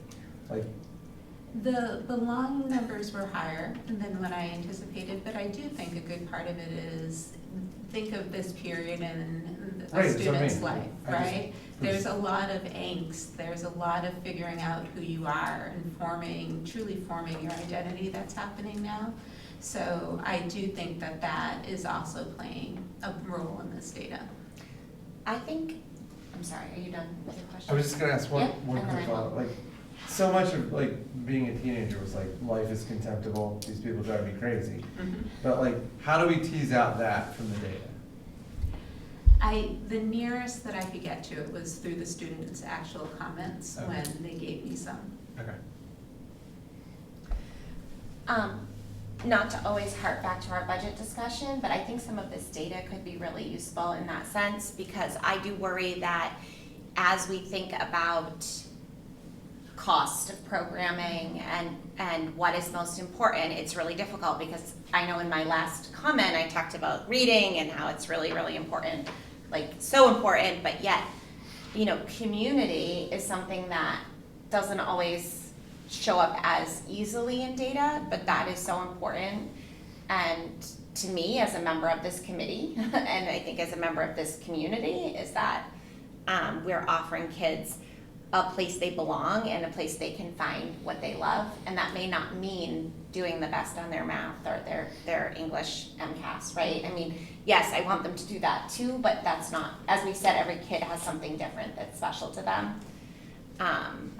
So I would just urge the committee and also you to continue when we're making arguments to other stakeholders in town, that we don't just, I'm not suggesting that we have done this, but it is difficult when you're looking at sports costs versus music costs versus a reading teacher. Those are not decisions we want to be making, but there is more to school than just math and science and English. Agreed. So let's transition into the budget priorities document. And the document that I'm going to be working from is the 10-10-25 budget planning doc.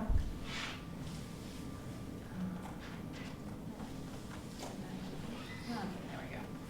So you'll see this is how I think about the budget, and I think about budget priorities.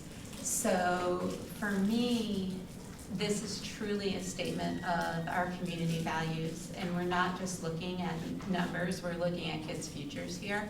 And that we need to be strategic about the investments that we are making and the deposits that we're making into that bank. And we are never going to have all of the money that we need or want. The town could give us $1.3 billion. I'll just use the Boston budget, and there'd still be more that we'd want. So there's 4 core priorities that, for me, drive the budget development that I'd like to get the school committee's input on. The first is that the reading superpower. I want everyone in our district reading by grade 3. Yes. Studies have shown that life outcomes drastically improve if you are a reader by grade 3. And so where we'll invest is the next section that you can see under this. And I want to fully implement our evidence-based structured literacy curriculum that you heard Dr. Bookus talk about that we now have. I want funding for dedicated MTSS specialists, at least in every elementary school, if not in every school. Because we still have students at middle school and high school that are growing, moving up. That's 4 positions for those of you that are counting. And sustained high-quality professional development for all K-3 teachers and paraprofessionals in effective literacy instruction. Our paras in this district are amazing. And they're very active, and I think that they deserve high levels of professional development as well, because oftentimes they are working with small groups of students. What I'm targeting for FY28 is that we'll see a 10-point increase in the number of students meeting or exceeding grade level reading benchmarks on MCAS by the end of grade 3. It's not sufficient, but it is a step in the right step forward. Statistically, the best we could probably hope for is 7% if I was really being a statistician, but I always believe in being ambitious, and let's go for 10. And then I want 100% of K-3 teachers, and I left off paraprofessionals, completing high-quality literacy professional development. Those are the 2 measurables for that. Would we still focus on getting paraprofessionals the training? Or we're starting? Oh, you just forgot. Yeah. Oh, I thought you purposely left No. that. No, okay, that No. sounds It's fantastic. K-3 educators. Yes. Okay. My next priority is customizing success, personalized support and rigor. We believe in personalized success. Our goal is to meet students exactly where they are, providing the right support to overcome any learning hurdle and the right level of challenge to unlock their highest unique potential. And I do mean unique. Every student's potential is different, and we want them, by the time they leave us, to be able to take advantage of every option that's available for them. So what I'm recommending for investments here is the software and tools that make personalized learning practical and help us track individual student progress data instantly.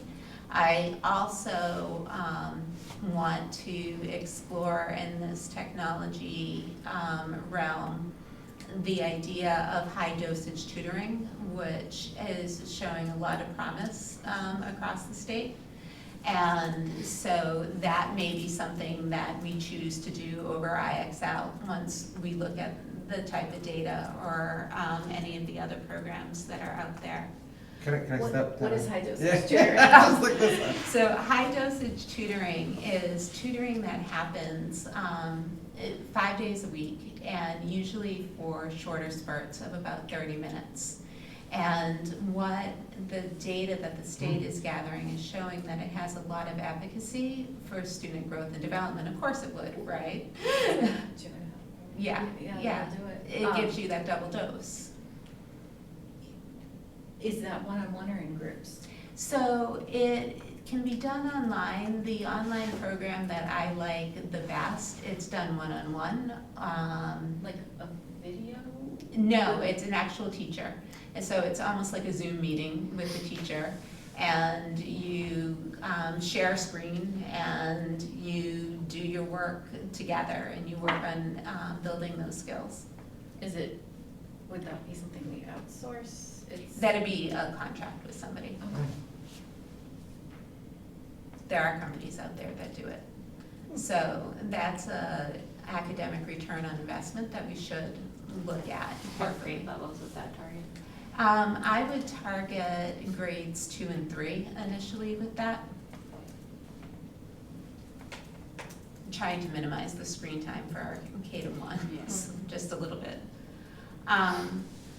Expanding access to advanced coursework like AP. Again, we want to see students enrolling in those higher level classes. Dual enrollment, that's something that I really would like us to explore more for our students. You can go to a state school with 12 credits already if a district has a robust dual enrollment, which is also a fiscal savings to families. And you get better housing.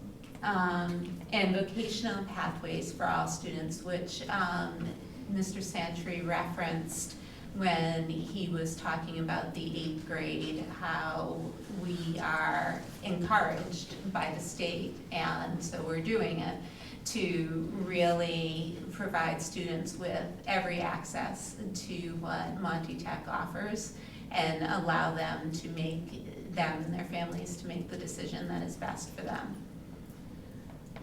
Maintaining strong staffing levels for special education, advanced academics, and academic tutoring to ensure low student to support staff ratios.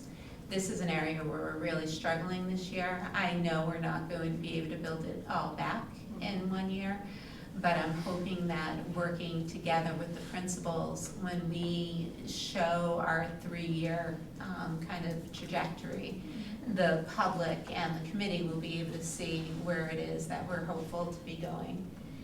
And the measurable goals that I hope to see for this are achieving a target of 60th percentile for student academic growth on the MCAS. That is in the high range, but that is possible. I have seen that happen. And districts where once students are higher achieving, it's actually harder to get that growth rate. I've seen that growth rate in pretty high achieving in districts where I would put our teachers up against some of the teachers that I knew there. And a 20% increase in the enrollment of historically unrepresented student groups in advanced coursework. So I'd like to see our low-income students. I'd like to see our Black and brown students enrolling in advanced coursework and getting the benefit of that. The third priority is the power of connection and belonging in inclusive climates. And when a student feels truly safe, genuinely valued, and connected to their school community, they don't just attend, they thrive. We are investing in fostering truly inclusive climates and an authentic sense of belonging that is felt by every single person in our district. And I do mean the adults when I say that as well. So one of the things that, Just want to ask you a question, and I'm fine with doing it either way. But we live in a climate where somehow the word inclusive has become a swear word to some. that's true. Are we intentionally using that word? If you say we are, I am 100% in support of that.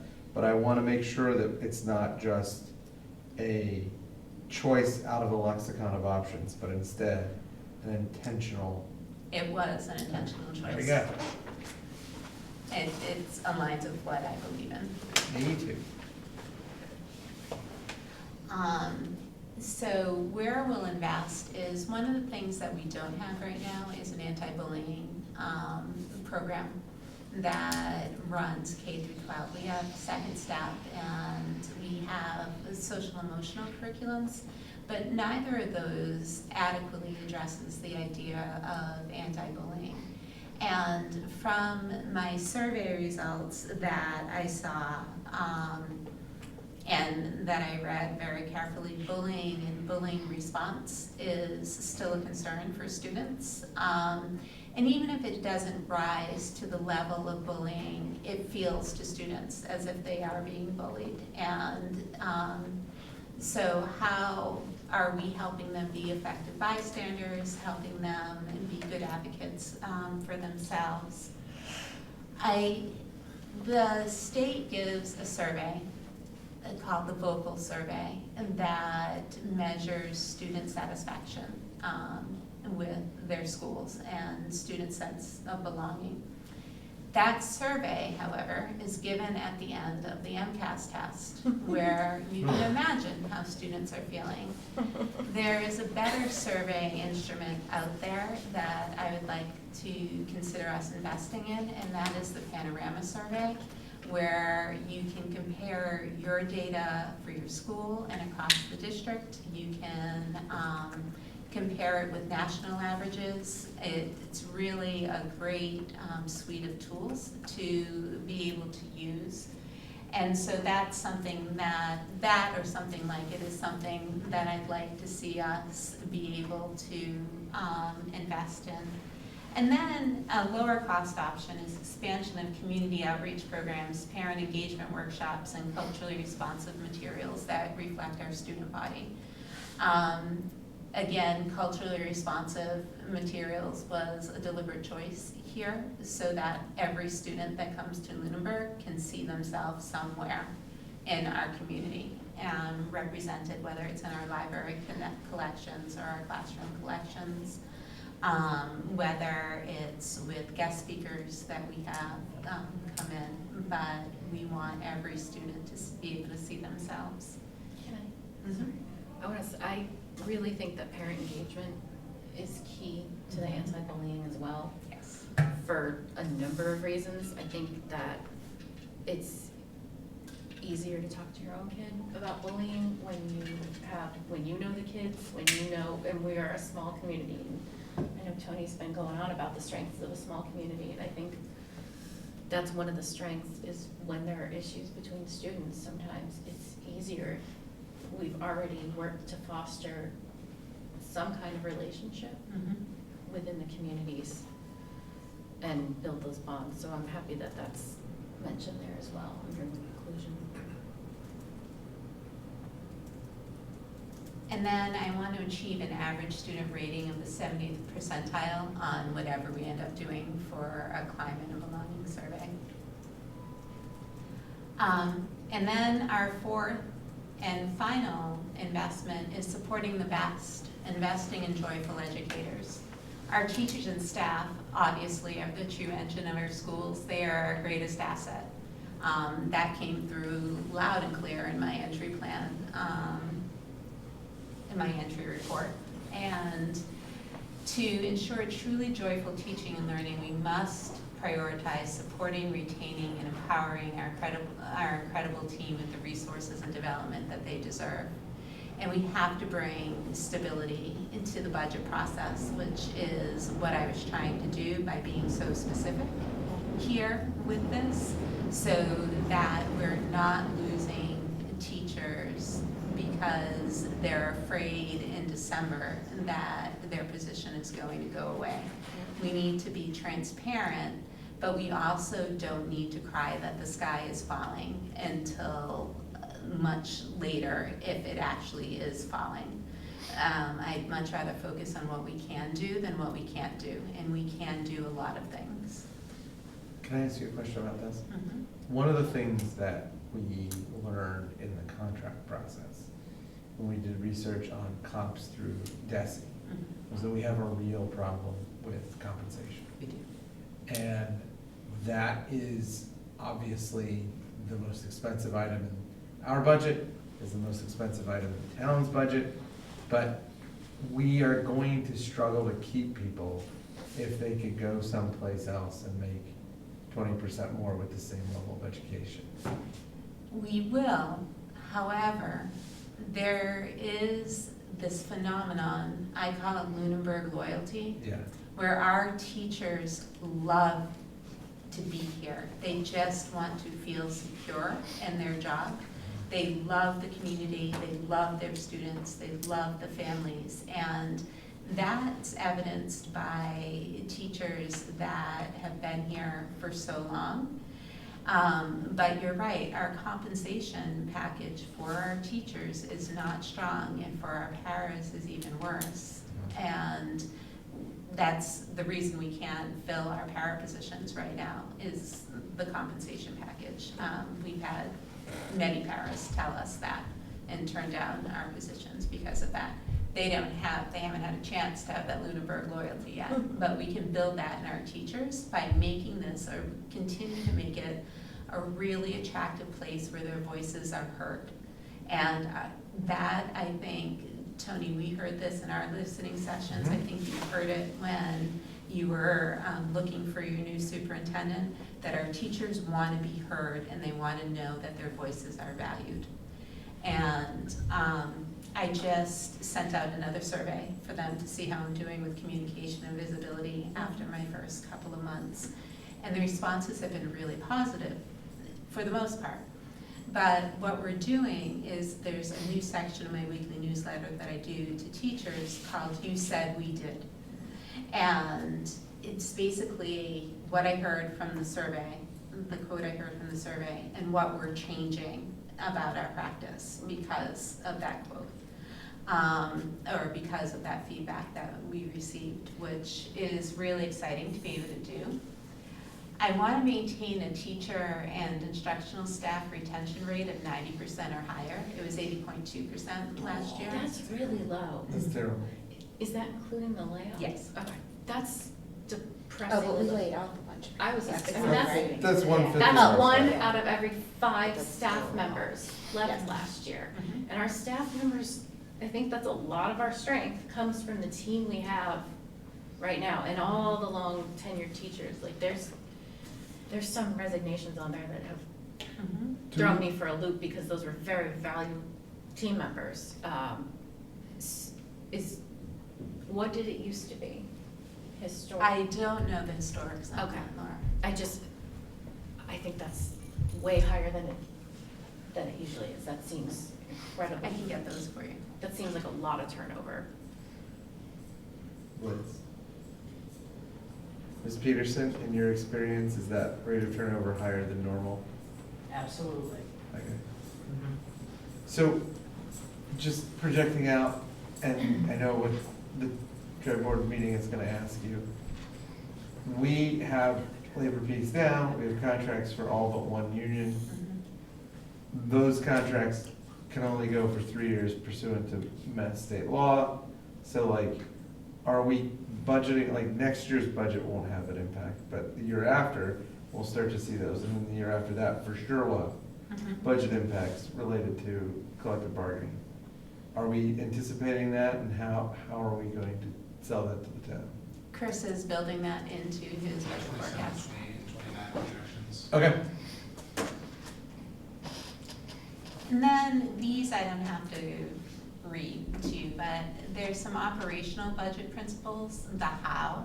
We want to keep the system stable, protect the core classroom experience, fund compliance, safety, and reliability before enhancements, make discipline reductions and pauses. So we realized to bring any financial plan to reality, we're going to have to pause on doing some things. And these are going to be very real conversations that we're going to have with our principals and our leaders about what it is that, and our teachers, about what it is that we can pause for now.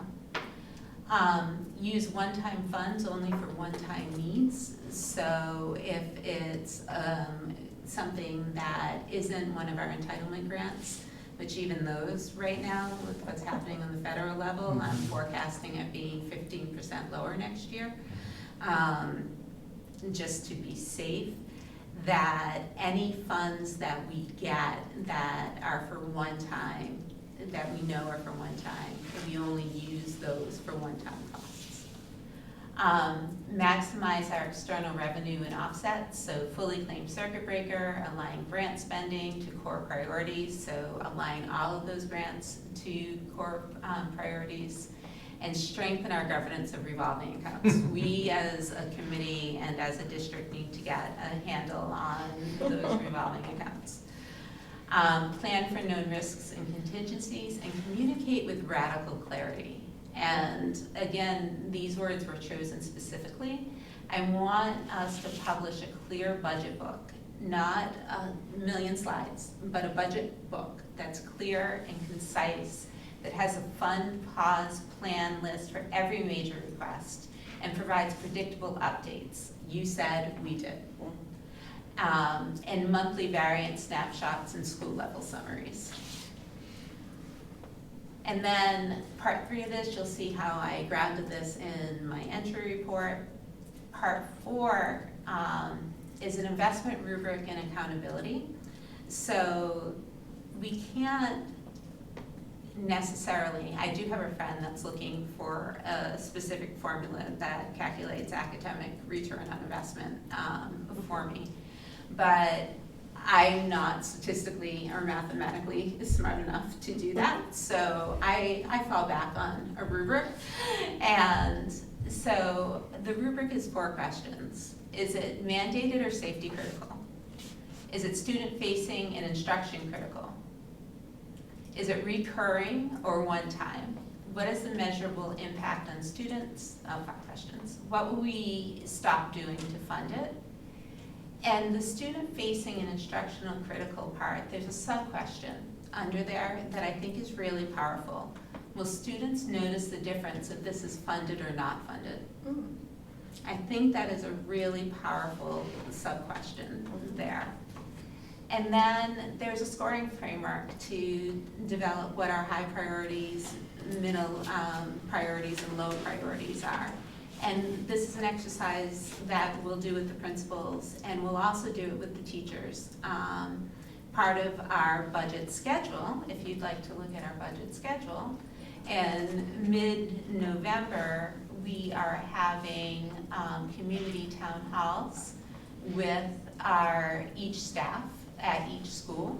So then we'll have a good outline, a skeleton of what the budget is going to be, and what principals and leaders have identified as priorities, and we're going to ask teachers to weigh in and do the same type of vetting process so that their voice, because they're closest to the work, so that their voice is included in our overall budget planning for each school site. You have 2 budget schedules in there. You have one that I call the complicated schedule that actually has dates on it. Chris and I are pretty close to meeting our targets. He is doing incredible work with that. And then we have the more general, I call it the citizens outline of what we're doing, because it's more general based on the time of the month. And again, we are hitting our benchmarks. We're going to have our budget in a good place. This is actually, I think, a benefit of having these tri-board meetings. It kicked us into gear a little faster than we normally would have, and I think it's important information to have. So we're actually giving real updates to the community, not I think, not I wonder, as we do this. So any questions about all of that? That's a lot to talk to. I know. Good job. Good job. I mean, so far I'm impressed. I think what you've hit the nail on the head of the important things that we need to look at. I mean, at our last meeting, I know we talked about, I'm glad to hear you're not going to be proposing level services, because to me that, you know, is not enough. I look forward to working with our colleagues in the town to discuss how we can make these things happen. And I know we've met privately and also publicly talked about clarity and sort of what we're offering to the public, and I so far that seems like it's been very good, and hopefully continues to, because I think that is vitally important for us moving forward to be successful for the kids. I agree. As a teacher, this is much appreciated. If I worked here, I would love this.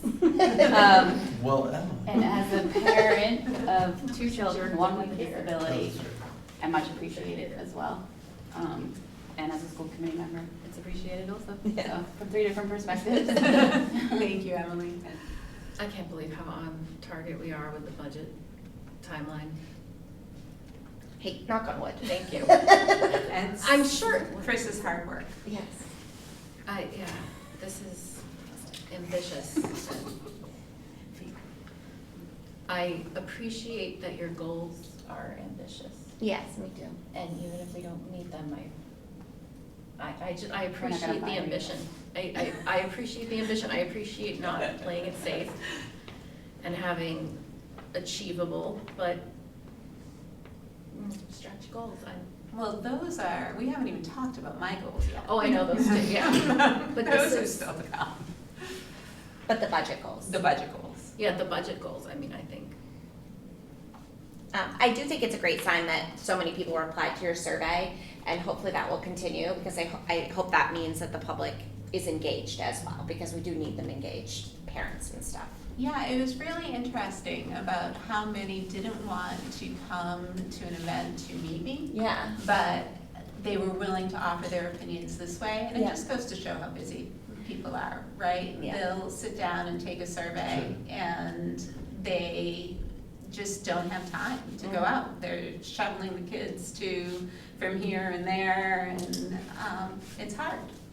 Yeah, and I think feeling like when you make a comment, it actually making a difference is important, right? So I think and not that we have to take every every comment every parent makes, but I think it's important for people to feel like the effort went somewhere. So that's good, I think, and continuing it to be a loop. I think it's a good sign. Yeah. That people made the effort to say anything.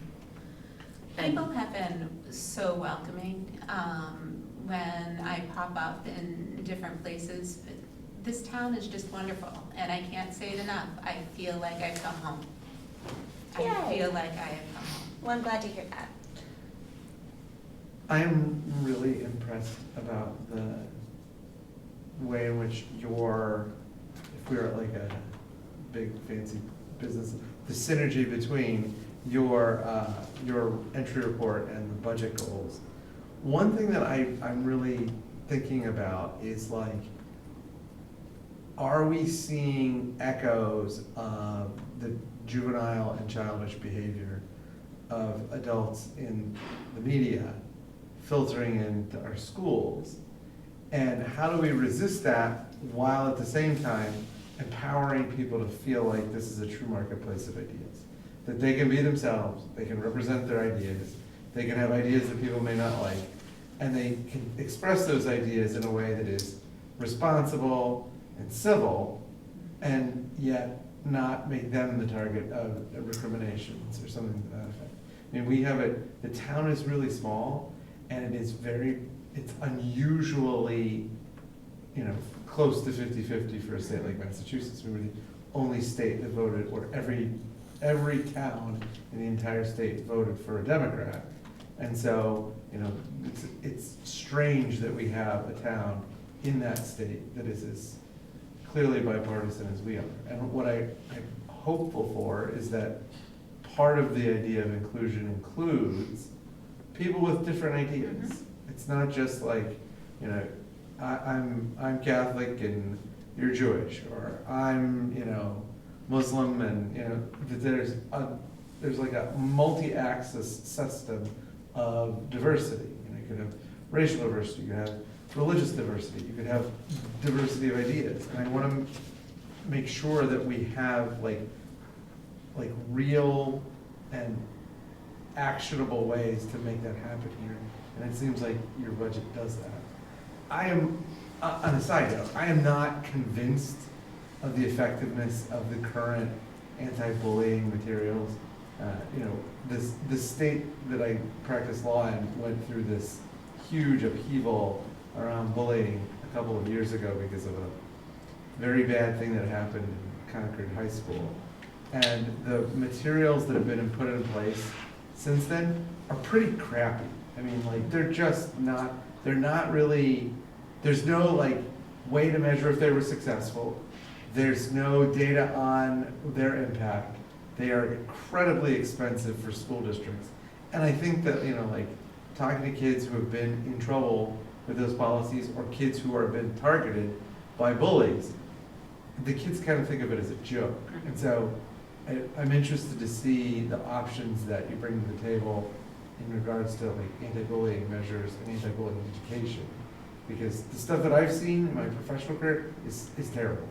And one of our options may be to have our own to pay our own social workers and adjustment counselors Hmm. to create the curriculum that we use. That could very well That be is an option. A much better idea than the generic handouts and awkward public speakers that they hire to come in and talk to kids. Yeah. So it's 9:04, but we're going to get to my goals tonight, Tony. I'm not gonna let No, I was like, we're staying late. No, I don't want to stay We're late. getting We this could done. we could stay a half hour longer. you. Okay. Yeah. So my goals, how they're structured, just so you know, Mhm. you may recall from our MASC presentation that they should be aligned to standards and elements within those standards. I've outlined the aligned standards and elements for you. There's the goal, the key actions and benchmarks, and what I'll present as success criteria as evidence for each goal. At the bottom of my goals, you'll see all of the priority elements to make it easier for you when you do my evaluation, so you'll know what the priority elements are under each standard. And that is how this is set up. You've had these for several weeks, so I'm not going to talk through all of them. But do you have any questions? Again, I'm hoping you see the alignment between my entry report, our budget priorities, and my goals. I very much appreciate, this was my comment, I very much appreciate the alignment in everything so that we are moving with one clear focus in one direction and our goals are not divided and I am very grateful there's a clear direction in which to move, which is oftentimes my complaint about a lot of things in this town is a lack of clear direction forward. And I very much appreciate that there is a direction we are heading and I am happy with the direction. I really appreciate the number one goal about budget development and fiscal leadership, because I think part of fiscal leadership is communicating enough budget. And for so long, we had like, our budget reports were brought to us by Chicken Little. And it was just too much. It cannot always be a crisis. There has got to be some sense of stability and normality from year to year. And like, sometimes there's a budget crisis. Sometimes there's not a budget crisis. You know, we can always use more money, but there's a difference between a budget crisis and needing more money. Yes. And hopefully, and it looks like it's here, communication skills, we can like borrow your sense of perpetual calm and bring things down a little bit. That's my hope. Yeah, and when we talk about the budget development stuff, I do really appreciate as a layperson, the direct connection between actual, what are the kids going to see as a difference, right? Or the parents, the families, and looking at it from that perspective when you're talking about budget planning, because I think that's really important. And it can be hard when you're caught up in a lot of education speak, like to understand what the actual realities, you know, of a cut or a new staff member is, right? We want to bring this person in because it's going to, you know, allow us to do this many MTSS groups. Like, I think that kind of stuff is super helpful. Instead of just like, oh, this is gonna, you know, deal with our students in this tier, you know, like stuff. So yeah, I mean, I this seems much less confusing than when the SC person. There's so many options to choose from that it very quickly becomes confusing, and if a superintendent is not well organized with a clear vision, it just becomes a piecemeal pulling together of many different things, which is why I'm happy with this, because I think they all link in with each other and they support each other to build up. And so remind me, we do the evaluation at the end of the year, right, on each of these Is it 2 years? goals? Do you do Or one? first? No, it's first year, because First it's year. my first year. Because it's there. your first year, Yeah. okay. I meant to. And then 2 Alright. years after that. And then you'll present to us the data to back these up. Yeah. She will send us Like a long- document with a Yeah. ton of, It's a Kind of long links. process. It's I would a- set aside like it- 4 hours it's a bit of work for on a us. Sunday Okay, or that's fine. Saturday to go through all the paperwork. I mean, you're getting all the information as we go, but to like coordinate it and then be able to. Yeah, so it's like all in one place. Yeah, and then we respond Yep. in writing. I also really appreciate goal 4, the culture of belonging. I think we've taken a real hit with, I mean, we talked about that previously with the retention and just, we have a good team here and we have good teachers, and I think this culture of belonging really links in with the students feeling like they fit in and empowering teachers to rebuild trust in the system. I'm thrilled with this. Yeah, no notes. No notes. Which is rare for me, like to not be like, hey, can we change this? Good. So do we have to accept this, or? These are discussion items. Yeah, Okay. and it's an action item next meeting. Next meeting. Okay. All right. Next thing on the agenda is school committee draft goals. Do we have those? We do not. I did not write anything for you. No. No, because that's, yeah. So since it's discussion, let's, in an effort to resolve this meeting before 9:30, do we each want to like talk about that one thing that we'd want to put on the list? I got one. Sure. I very much think that this year we need to resolve the issue, well, we need to pick a direction to go in for Turkey Hill renovation or build new, Excellent. and then start pushing in that direction. I don't think it's going to be a quick thing. I think we are looking at years down the future. I think we will not be on this board by the time it comes to fruition, probably. Our kids will be long graduated by the time it happens, I think. I hope not. But I think we do, We need a plan. we need a plan, I like that. and we need to push towards it, because right now, like I'm on the municipal building design committee, Oh, some of that hinges on us not knowing what we're Yeah. doing, and I think that it's time we made a plan. I think it's a little complicated because I'm not sure how accurate the estimate we got last year is I mean, An estimate for what? for fixing up Turkey Hill. We got an estimate, renovating, it was like $16 million. Just to which is renovate, very and like low, 26. and I think is pretty low. And that's only to But we have roof of the electrical. thing that we gotta keep in Yeah. mind, and we're talking about this, well, this is the best goal. Yeah. I think, I didn't even think of that, but that's. What? I didn't even think of this, but this is the best goal. This is the best goal.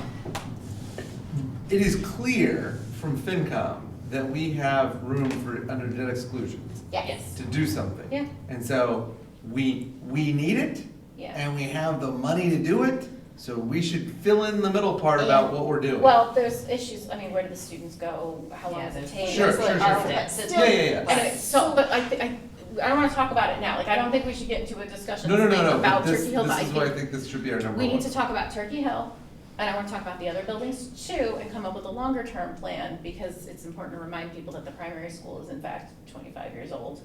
And this building is somehow 11 years old, 12 years old, this building is 12 years old, which makes me feel very old, and I don't like that at all. The primary school being Both old. elevators are working.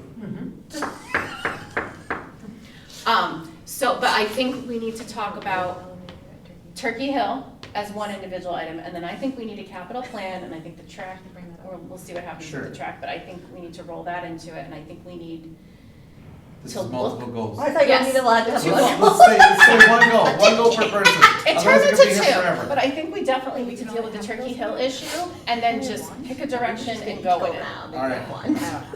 All right. I'm with that. I'm just giving you a That hard one. time. That would have been my goal, Okay. one of my goals. I didn't even think of it. Oh, my goal is to have a budget cycle that is Not crazy. not insane. I'm just trying to think of a better way to This put is my third year on, that's always been my This is goal. always crazy, what. the budget thing. Well, I know, but I want One that's a little more subdued. to have a Not clear, hair on fire crazy? a clear set of goals for our budget, a clear set of principles for each of our budgets that we propose, and a full understanding of the consequences maybe not consequences, but the realities No, of consequences is the maybe right word, I think. consequences. Like to actually feel like when we're discussing the few different versions we have a sense of our return on investment or what, what each one actually What the means. consequences of Yeah. implementing each, but. How many goals can we have? As many as we Many want, as we want. but Well, we like, don't wanna like have 700, right? let's make like, Usually we do like 3 or 4 and we get to Can 2. playgrounds be a goal? That's on the capital I plan, know but it yeah. is, but I think the if playground. yeah, it's actually, on we more need to talk plans, about- maybe we can actually. We need do to talk something. about Kids Kingdom too. I said playgrounds. Yeah, we need to talk about Kids Kingdom because that Primary- needs to be dealt with. primary It is not on the budget, or it's not on the agenda, so we're not talking about it tonight. Well, no, but it should But be that one could of the be in goals one of the under goals, capital. right? Oh, yeah, we could Emily's do that. capital plan Yeah. listed. I thought you meant the things we Primary got. playground. Yeah. First priority. Little warrant King's- article. King's Kingdom second. Kids Kingdom. Well, the warrant article that's gonna be proposed is that we lose responsibility for Kids That's Kingdom. right. So that would be, Is that what we want? it's less money out of our, I mean, we pay for all kinds of stuff in our budget that we don't actually have any control over. So I'm happy to see things back to the town if it makes our budget more realistic and Something closer can actually to, get done. closer to the truth. I Like, think it would be easier to get something done in Kids Kingdom if it was a group of parents outside of the school committee. And we As can't primary do- playground. Yeah, so I think Kids Kingdom would end up being something that we're gonna have to advocate for as So a parents plan also. on the, I like the reno on the, I mean, it was our #1 capital priority, so like. we Turkey should- Hill. No. The Emily's playground. Oh, the number primary one, but Turkey yeah. Hill's on there. Yeah.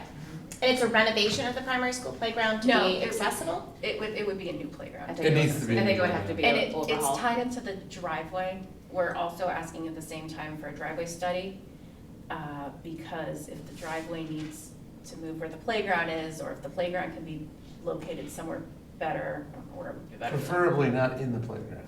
But the two need to go hand in hand in case, because I don't wanna have a playground want and study and then not, find out yeah. we're moving it. It seems like a waste of money.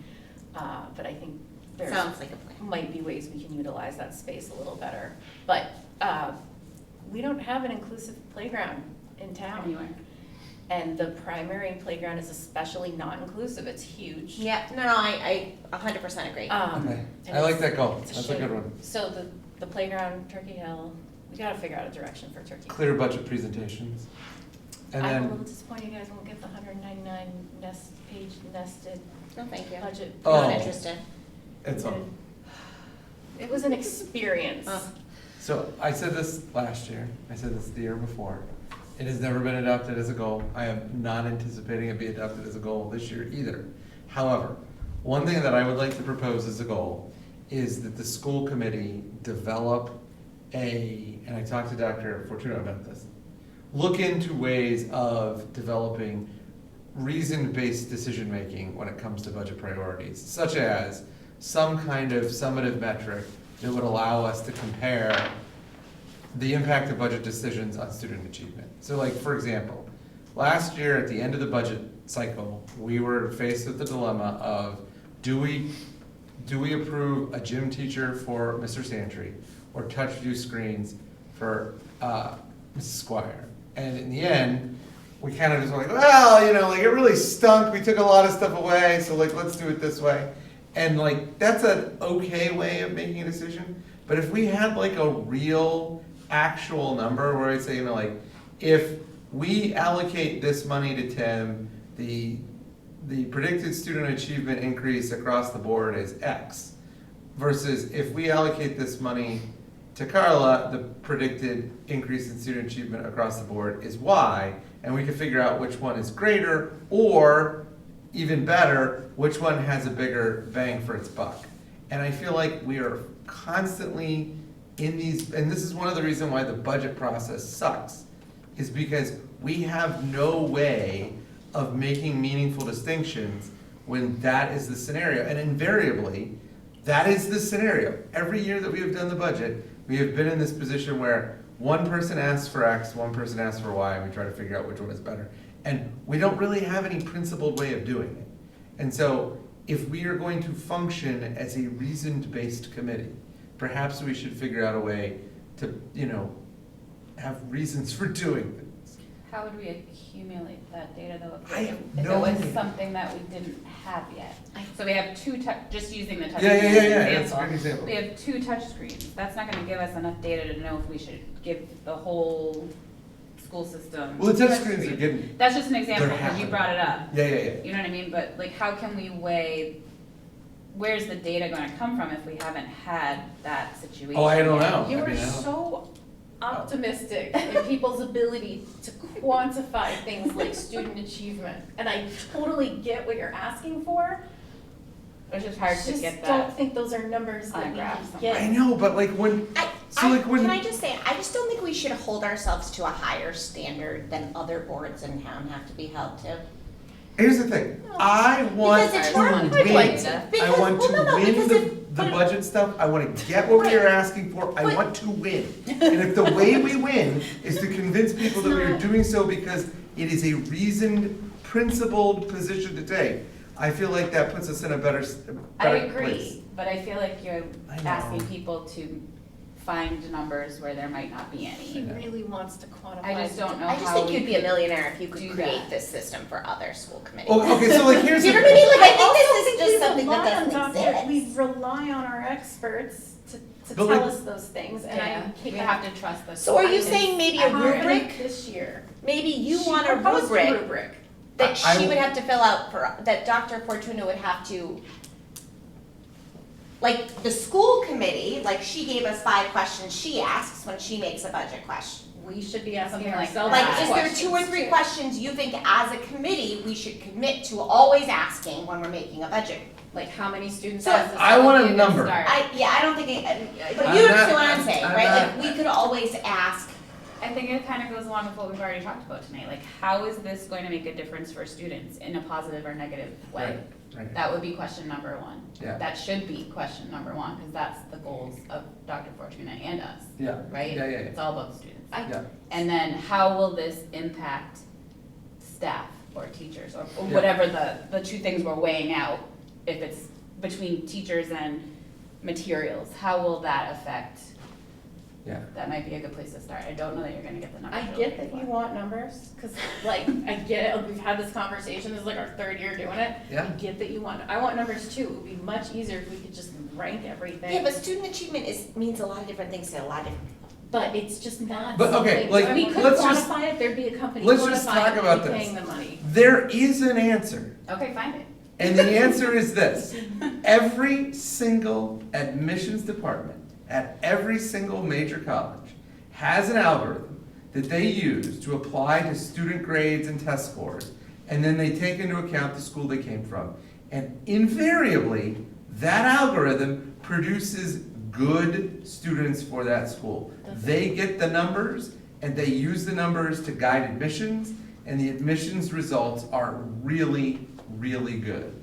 Like, the university my wife works for, their numbers are incredible about the number of students that stay, the number of students that are high achieving, and they do it based on an algorithm that weighs, like I said, all of the factors for admission. So there is a number for student achievement. There is a way of calculating this. They can pick and choose who they want. Public school can't pick and choose who they want to have come But in. the question is that, can We we have pick to and choose educate who we everyone. want? But like, is there a way of quantifying student achievement? And the answer is yes. So if we know that that's a possibility. Based on what your wife's college Okay. thinks is how people achieve What at if their that- college, which is not exactly The the same thing as general admission to a public school. And you have to Algorithm. consider the well-being of all the students, if the algorithm unfairly weights maybe Then we high fix the achieving. algorithm. I think this is something that can't be quantified right Yeah. now, and if I it mean, could be I would be on quantified, board with though and I if we think we want. have to trust the people we hired to tell us those things, and I have a lot of trust this year that Dr. Fortuna has a pretty It's not that solid it's numerical. not But that I do you don't think- trust anybody. Do you think what I'm saying about the questions that Yes, she proposed? yeah, like a rubric is better than nothing. Maybe we should commit as a group, one of our goals is that we are going to use Dr. Fortuna's rubric while we're making decisions, or, or she can present Yeah. certain, I don't know exactly what it is yet, cause it's 9:30, but like something like that, because I do feel like last year, maybe you weren't So at least you would have been able to compare the screens to the gym teacher by going through 5 different questions and then make the decision. Comparisons were also difficult last year because numbers were not readily available or. Yeah, okay, so like, as long as we have a reasoned-based method of distinguishing between budget requests, how about that, instead of like a number? Yeah, like I think, But, yeah. Remember my spreadsheet from last year? I know, but I just feel like so many of these decisions were like, bleh, this sounds good, and so does this, what do we do? I made no decisions last year based on the, like, it was. But like, the they stuff were- with Carla and Tim, like, it was like a legitimate, like, I don't know how to break this tie, and we just were like, let's do this. Yeah. And I was like, okay, why I did think we we do followed that? the superintendent's lead because she's. Oh, she was pretty good about being like, Yeah, these are no, I both meant important. their input because they're the big picture person. Yeah, Who sees everything. but we also have a duty as a board to make reasonable, I think, I'm trying to agree with you, Tony. I don't think a number is what we're going for, but as a board, we have a Weighing duty out all- to weighing out weigh all. those things, even, and so I do think I have heard other people talk about, when I was not a member of this committee, how sometimes it felt like some of the decisions were random. And I'm not saying that as a criticism, but maybe. it is definitely random. Right, and so maybe we need to think about that. Maybe that should be a goal, that we come up with a way that, and maybe Dr. Fortuna has some easy ideas of like us as a committee, we answer the questions, and then maybe that would make us feel like we weren't making decisions so randomly. Like her questions of Like who your does questions. this affect, how does this affect? Right. But we would use the answers to make decisions. Every time she makes a suggestion, like we could do this or that, right? Then we as a committee say, okay, let's go back to the questions that we wanna ask. Okay. Is that making any help to you? No. I'm just trying to think If you about come how to up with put this into formula numbers. for student, I mean, you I'll could start that give people company. 5, 4, 3, 2, 1. I mean, we Right, could like we could give rank them a them. rank based on the rubric, and then we would have, okay, all right. So, So that could be In so terms it of could be a discussion. goal. It could be a goal that the school committee, we work on a less random way to make. I don't see, I don't think it was Non-arbitrary random. decision I think making. we could come up with questions though to guide us. So during the budget discussions last year, a lot of it came down to the goals, the superintendent's goals and the district goals. How did this affect, and I know Dr. Burnham's guiding thing was, how does this affect student achievement? And there was some frustration sometimes because some of us would consider the whole picture, like, you know, extracurriculars and sport, the things that keep kids coming to school and the things that are less quantifiable than student achievement. But ultimately, a lot of things came down to how does this affect student achievement? So if we could come up with a few questions, guiding principles, but I think district goals fit Okay. into that as well. I think we've done a good job of discussing this tonight. And for us, goal still feel two, like a weirdo. I do wanna talk about, I don't even quantify it, I get that. I'd still like to work on, an audit. Oh, yeah, okay. I would I will like make that my goal yeah. instead. Instead of the number thing, I would like to have some kind of financial audit. There we go. I don't wanna give that up yet. Okay. I wanna Okay. push for that. Are we sounds moving good. on? Yes. I think we've discussed this sufficiently, and I have revealed how crazy I am to the You are entire, not crazy. well, public, entire town of Join the Woodbridge. club. You have a very analytical brain, and it's much easier to make decisions if there was a number we could compare and be like, well, 1.53 is more than 1.27, let's do it. I It's did this just- for my children's names, my wife and I. Oh my God. Yes. So you get with the scientists and a lawyer. No, she did not like this idea. Okay. Is that how you actually did it? Oh my God. No. Public comments for issues discussed tonight. Is anyone left? And moving on. Anybody have any public comments? Anybody left? Liz? I'm looking. We're at like the tail end of sanity. Chris Sullivan. Oh. I end up to. Hi, Chris. Hello. He stuck through it. Way to go, Chris.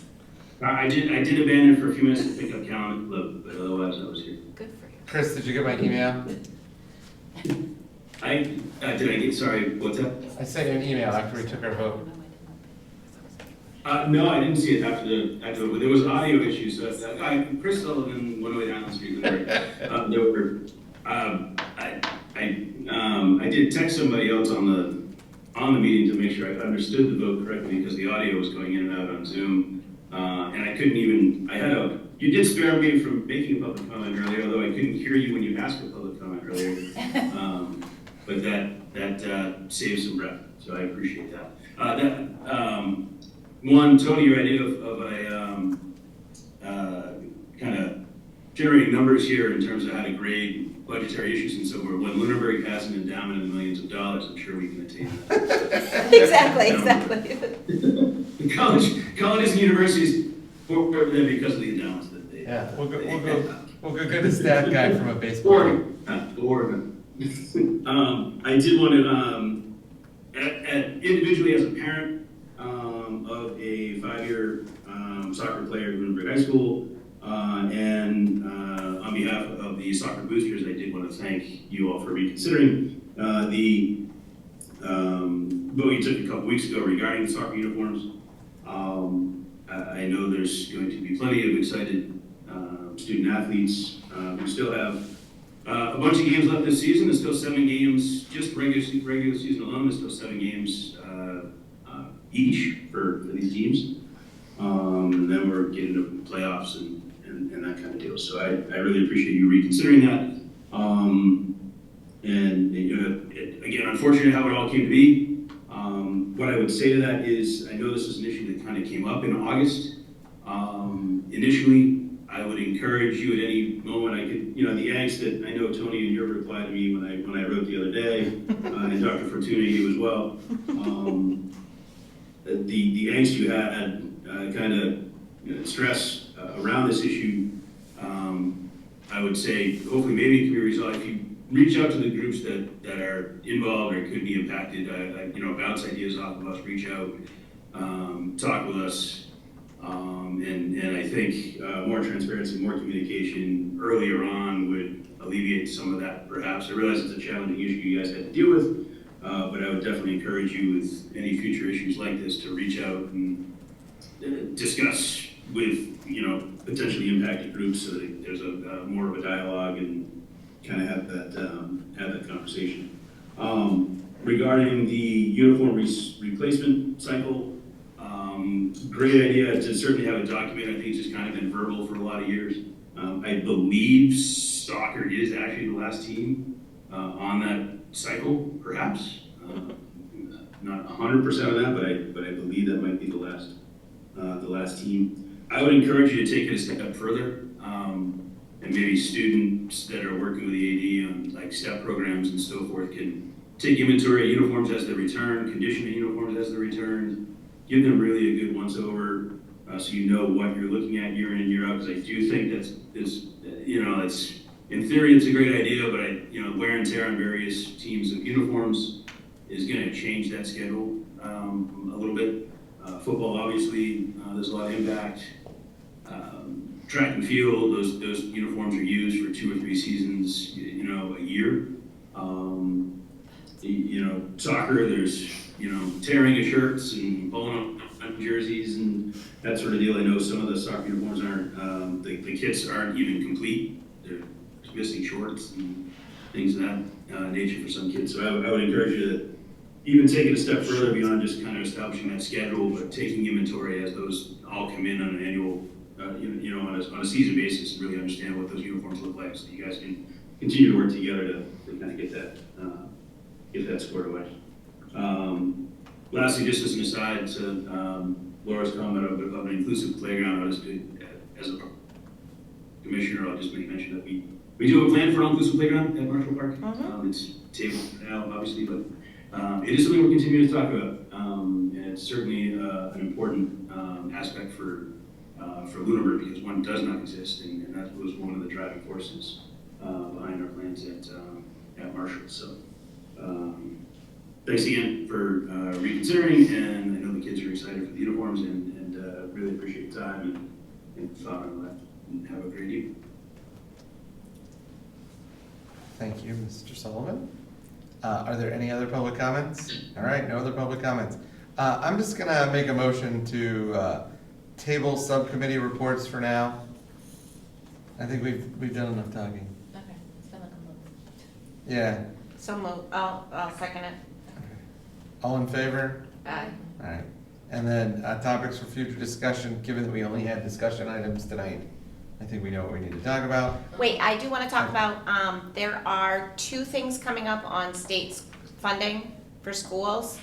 There is a DESI group that's meeting to talk about the statewide K through 12 Okay. school finance formula. They start their meetings next week. This is the Chapter 70 formula. Yep, we could submit, I was thinking I might draft something for us to look at to Yep. submit in written testimony. Oh, I think Chris is still. Oh, Rep. Scarsdale's also having a forum coming up. So I'm just looking for, I guess, permission to write a few things and Sure. have everyone, I'll send them to to Dr. Fortuna and she can send them out for people to look at. And maybe we can add it to the next month's, next agenda to just approve things. Can you email Sounds the good. dates? Yes. I think some of them were in there, but, okay. Yeah. I'd also like to talk about an audit Yeah. schedule, Yeah. and then topic for future discussions, or, yeah. Okay. All right. I also think we should talk to our facilities director about Turkey Hill too. and get Okay. input from him. We can do that. Okay, motion to adjourn at 9:35. Second? All in favor? Aye.